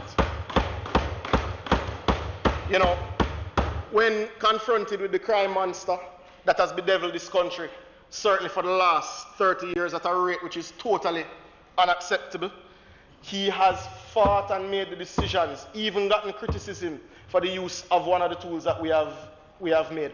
But he has done everything within his power to not just make the decisions necessary, but to put the money and the investment behind the national security apparatus. Mr. President, he has used a measure, which is this SOE, to ensure that we try our best to save Jamaican lives. Because for far too long, too many Jamaicans have lost their lives in a violent manner. I doubt that. But when we consider that even as far back as 2011, Mr. President, when he first got reins of leadership of the country, he had to confront the economic challenges that would have come, certainly within our term, from the greatest recession since the Great Recession. But he also had to confront the debt burden that would have been inherited from the disastrous policies of the period of FinSAC, for instance, Mr. President. And he came to the country and was honest with the country. He said there would be tough times ahead. He didn't come and say everything would be fine right after. He was honest with the country.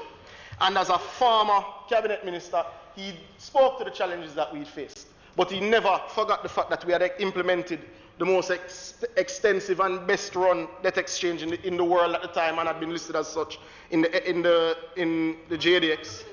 And we never ignored the fact that there had been malfeasance before from our administration and previous administrations, and he took on the challenges and acknowledged it. Mr. President, leadership is important. Every time we have had a challenge in this administration, he has stepped to the front and shown the country why he's the right person to manage the space. We now have record job numbers, stable inflation rate, unemployment is at an all-time low, and the economy continues to grow. Mr. President, regardless of how the people wish to label him, bro God, prosperity boss, at the end of the day, when the parliament is passed, nobody is labeling him as such. As fact, the corruption perception index, as shown by Senator Morgan, if we consider what it is how people perceive it. No, but Senator Knight, it is how people perceive it. And people perceive him to be less. No such thing, Senator Knight. No, he's not. And you know better. You know better than that, Senator Knight. Mr. President, when there has been issues of corruption, the Prime Minister has stepped to the front and ensured that action is taken where necessary, that investigative agencies are resourced appropriately, and as legislation comes to the Parliament when necessary, this Prime Minister is making Jamaica proud, Mr. President. The administration is making Jamaica proud. And though we are coming to the end of a parliamentary term, potentially, I am telling you, Mr. President, we have certainly done more in all areas of development, and one good term deserves another, Mr. President. Thank you for your time.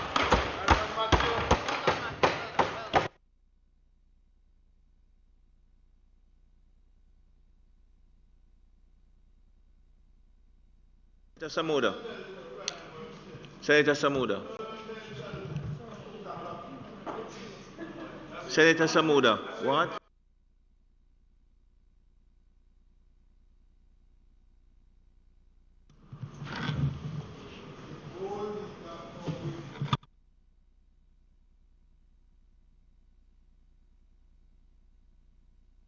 Ask that the motion be approved. The motion moved by Senator Samuda be approved. Those in favor? Aye. Against? Ayes have it. The motion is approved. Senator Charles? Let me first, Mr. President, ask for your permission to speak from a seat.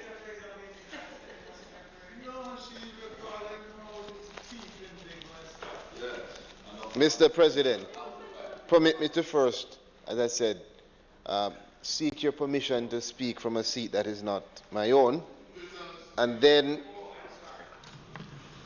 You're going to ask for the recommittal Yes. of... Yes, okay, thank you. Yes.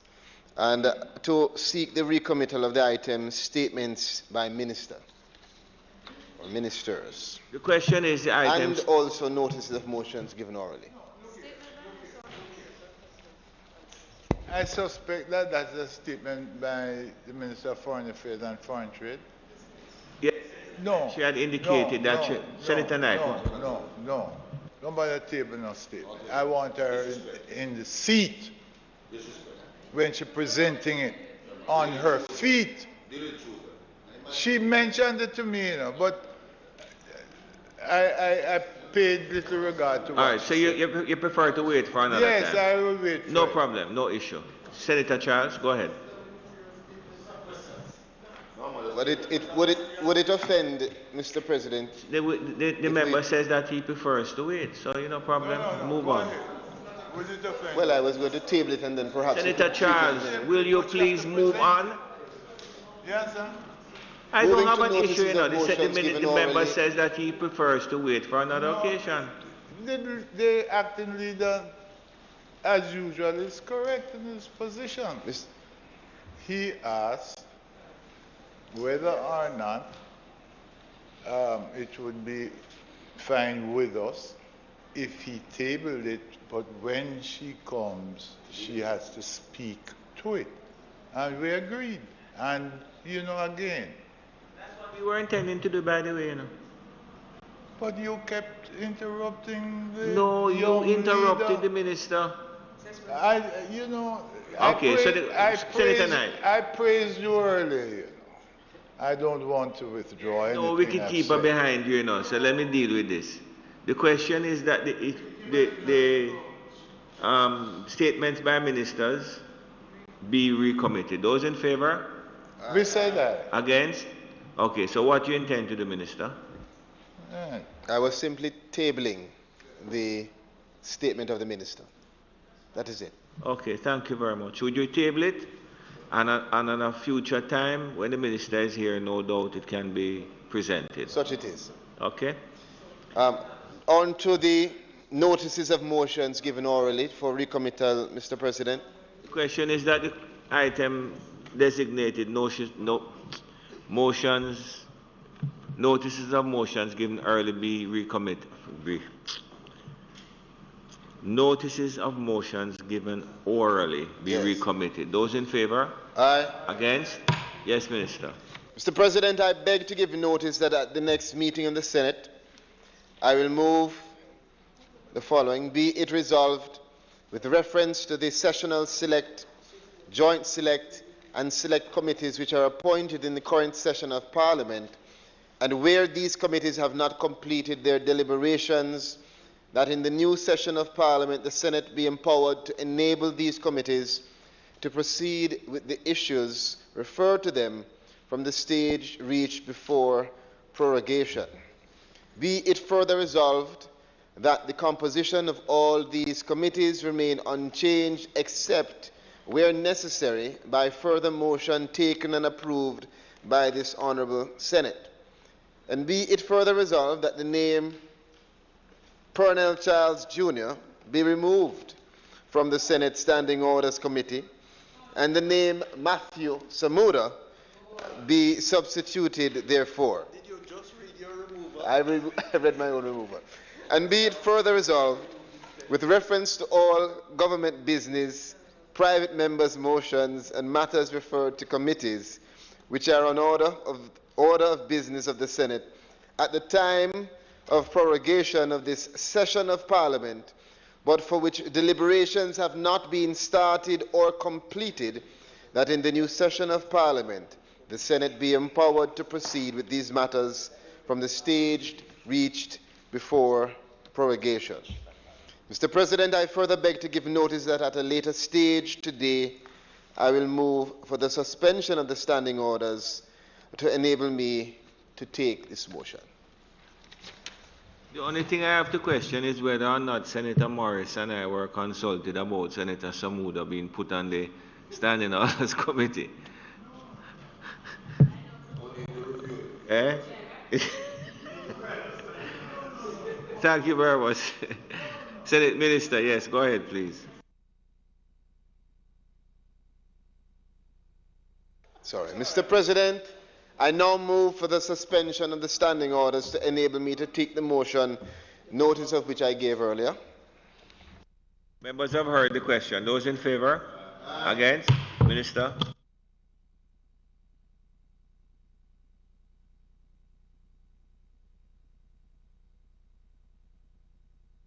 Yes, Mr. President, colleagues, we're all aware of the motion of which I gave notice earlier. So I ask that you submit it to Senate for the motion to be approved or otherwise. I've heard. Yeah, sorry. I intend to speak on the motion. So, Mr. President, if we look at the other paper,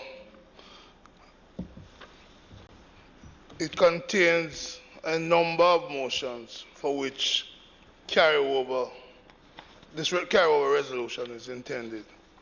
There are 17 private member motions. At least 3 have been on the other paper since 2016,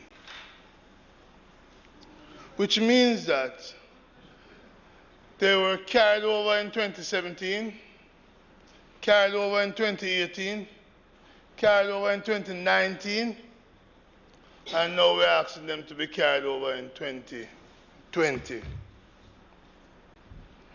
There are at least 3 from 2017, carried over in 2018, carried over in 2019, and now we're asking for them to be carried over in 2020. This makes no sense. We need to find a way to resolve the private member motions. We can't be carrying them over for 4 or 5 years, well, 5, but we can't be carrying them over in this way. And what it does, Mr. President, it discourages people, members of the Senate, from putting resolutions on the table and to have these resolutions discussed. I, for example, Mr. President, would have loved this week to put a motion recognizing the brilliance of that 9-year-old from March Pen Road, Torian Beckford, in winning the Gleaner Spelling Bee competition. But I could have put it and no debate for the next 5 years by when she's about to leave high school. I'd have loved yesterday to have put a motion about the assault by members of the Jamaica Defense Force and young men in Jarrett Lane. But I realize that these motions are not going to be debated. I don't know if my name being associated with any of them is the reason. Certainly Senator Skeffrey has his name associated with some, and those have not been debated. I'd have loved, in talking about Torian Beckford, to mention Israel Burton, who was a runner-up, 13-year-old from St. George's College. I'd have loved to mention young Errol Campbell, the coach who coached both of them, who is taking over from Reverend Glenn Archer success. But it makes no sense to put these motions on the table if they're not going to be debated. I suggest, you're probably right, Senator Knight, a new leader. But Mr. President, I'd like to suggest a different approach be taken to resolutions. It makes no sense to have resolution on the agenda every week. But we're not going to debate the resolutions when they come. For questions, we have 21 days for which they must be answered. I would think, Mr. President, your standing order committee. Yeah, you have on the standing orders committee, you have Senator Knight, Senator Fraser Binns, and Senator Scott Motley. You could suggest to them that they raise. Well, I'm doing it on the floor, so answer can get it, so it will not be a new idea in the kaleidoscope. I am simply recommending that if a motion that is taken to the President, approved by the President, that such a motion should be debated within 90 days. Within 90 days. We can organize and arrange our business or agenda of the Senate to take such a resolution in 90 days. It can't be, Mr. President, that the leader of government business, you having approved a resolution, then decide, I am not putting it on the agenda. Senator Brown, don't make it sound like it's new, you know. No, I don't care when it's new. That's your problem. No, man. No, that's not my problem. No, I am speaking, Mr. President. What I'm saying is, I am speaking, Mr. President. All I'm saying, it's 2:30. Make the proposal through the members. Mr. President? Make the proposal through your members on the committee. No. As a member of the Senate, I'm entitled to put it on the table here. There's a motion before us. When somebody else was up here. Mr. President? Almost 40 of them never took one during the 4 years when I was sitting over. Mr. President, let me make it clear. Let me make it clear. It cannot be that the leader of government business determine whether or not a motion... Why you never said so before? You could have said so before, you know. All I'm saying to you, you have 2 members on the committee. Raise it there and stop the sanctimonious I'm entitled to speak in this debate, and I'm so doing. Plus extension. I'm so doing. That is, thank you very much. And I hope you will listen. Yeah. Well, that's why I can only hope. Mr. President, let me make it clear. Democracy requires that the opposition Democracy requires consistency. Why are you Democracy interrupting? requires consistency. Democracy requires that the voice of the minority be also heard. And what I find happening is that by not bringing these resolutions, effectively we're stifling the minority, we're stifling dissent, and that cannot be good for democracy.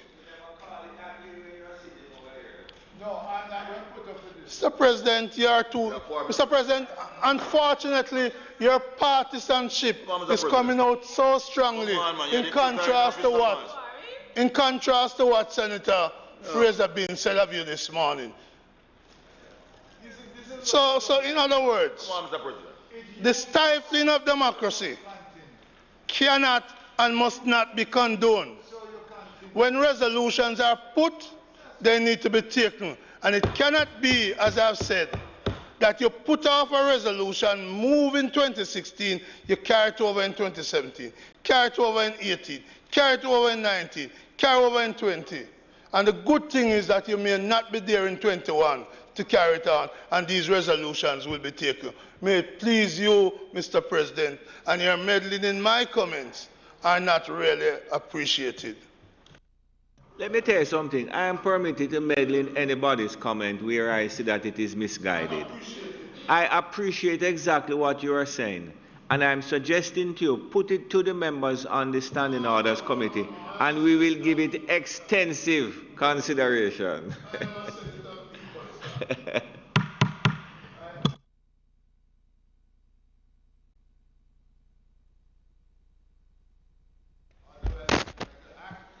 Mr. President, further to such a riveting debate, I think that we can now move to ask for you to put the motion. Members have heard the motion. Those in favor? Against? Mr. President, I don't believe that we have anything much more to do. But given that it is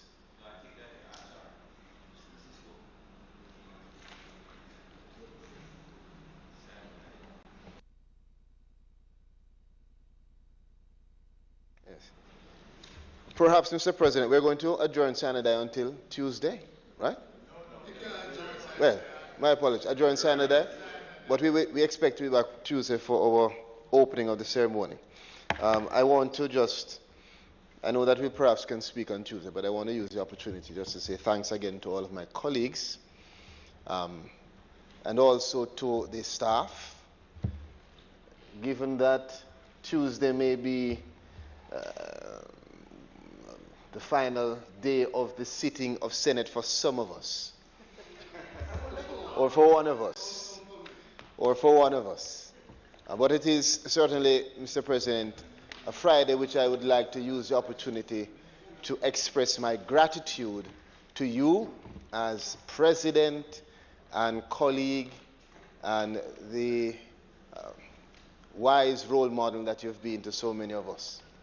As I sit here, Mr. President, you bring such a flavor to this House that I think that everyone, especially your very good friend Senator Lambert Brown, can say that we appreciate you in your distinct service to this House. I also sat here, Mr. President, and listened to colleagues giving their State of Nation debate. Senator Morgan, in his maiden debate, who I think did well. Senator Matthew Samuda, who I believe thereafter might have the opportunity to become a preacher. He did very well. But Senator Knight, who I share a very special relationship with, because as Queen's Counsel, he won't remember when I was a young attorney and he came into the courtroom and advised me that he knew my parents and was very kind on that day. I was a prosecutor, and the only time. But just from the three presentations, we definitely see that Jamaica is in good hands. We may not have all the solutions now, but I think certainly with the youth, the experience, and the action, we're going to get there. So again, thank you to my colleagues, and we adjourn Sunday there until we meet again next week for the opening of the ceremony. The question is? Mr. President, I speak on behalf of all of my colleagues who sit on this side. When we are in that room, we do not only discuss matters pertaining to the Senate, but we do discuss the senators themselves. And I will say that there is unanimity about the feeling that we have about Senator Charles. We respect him. In working out all the functioning of the Senate when he presides, we appreciate the cordiality, the gentility, and the reasonableness with which he approaches these matters. Mr. President.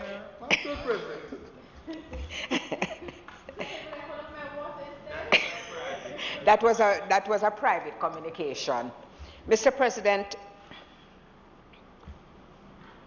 I hope that I do not trespass by saying that two good people are running against each other in this Southeast Clarendon. Two people who will bring fresh minds and different energy to the lower house. And for this reason, you want both of them there. But that is not going to happen. I wish... I find myself in a very invidious position, but it is my nature to be very straightforward and frank. I don't want him to go down there. I've told him already. But the regard and the respect that I have for him must be recorded, Mr. President, because it is a genuine expression of how I feel, and I think all of my colleagues feel. He has a contribution to make to Jamaica. He has a fine intellect, and he has personal integrity, which I must tell you I value very, very highly. I thank you for giving me the opportunity, Mr. President, if it pleases you. I'm not going to speak about Purnell Jr. because he knows the extent to which I have the highest regard for him. There are many who thought that the biggest mistake he made in his life was to leave the Director of Public Prosecutions and come into this aspect of public service. But time has shown that he has made the right decision, and we trust that he will continue to make a contribution to this Jamaica land we love. The question is, the Senate be adjourned, sine die. Those in favor? Against? This Honorable Senate now stands adjourned, sine die.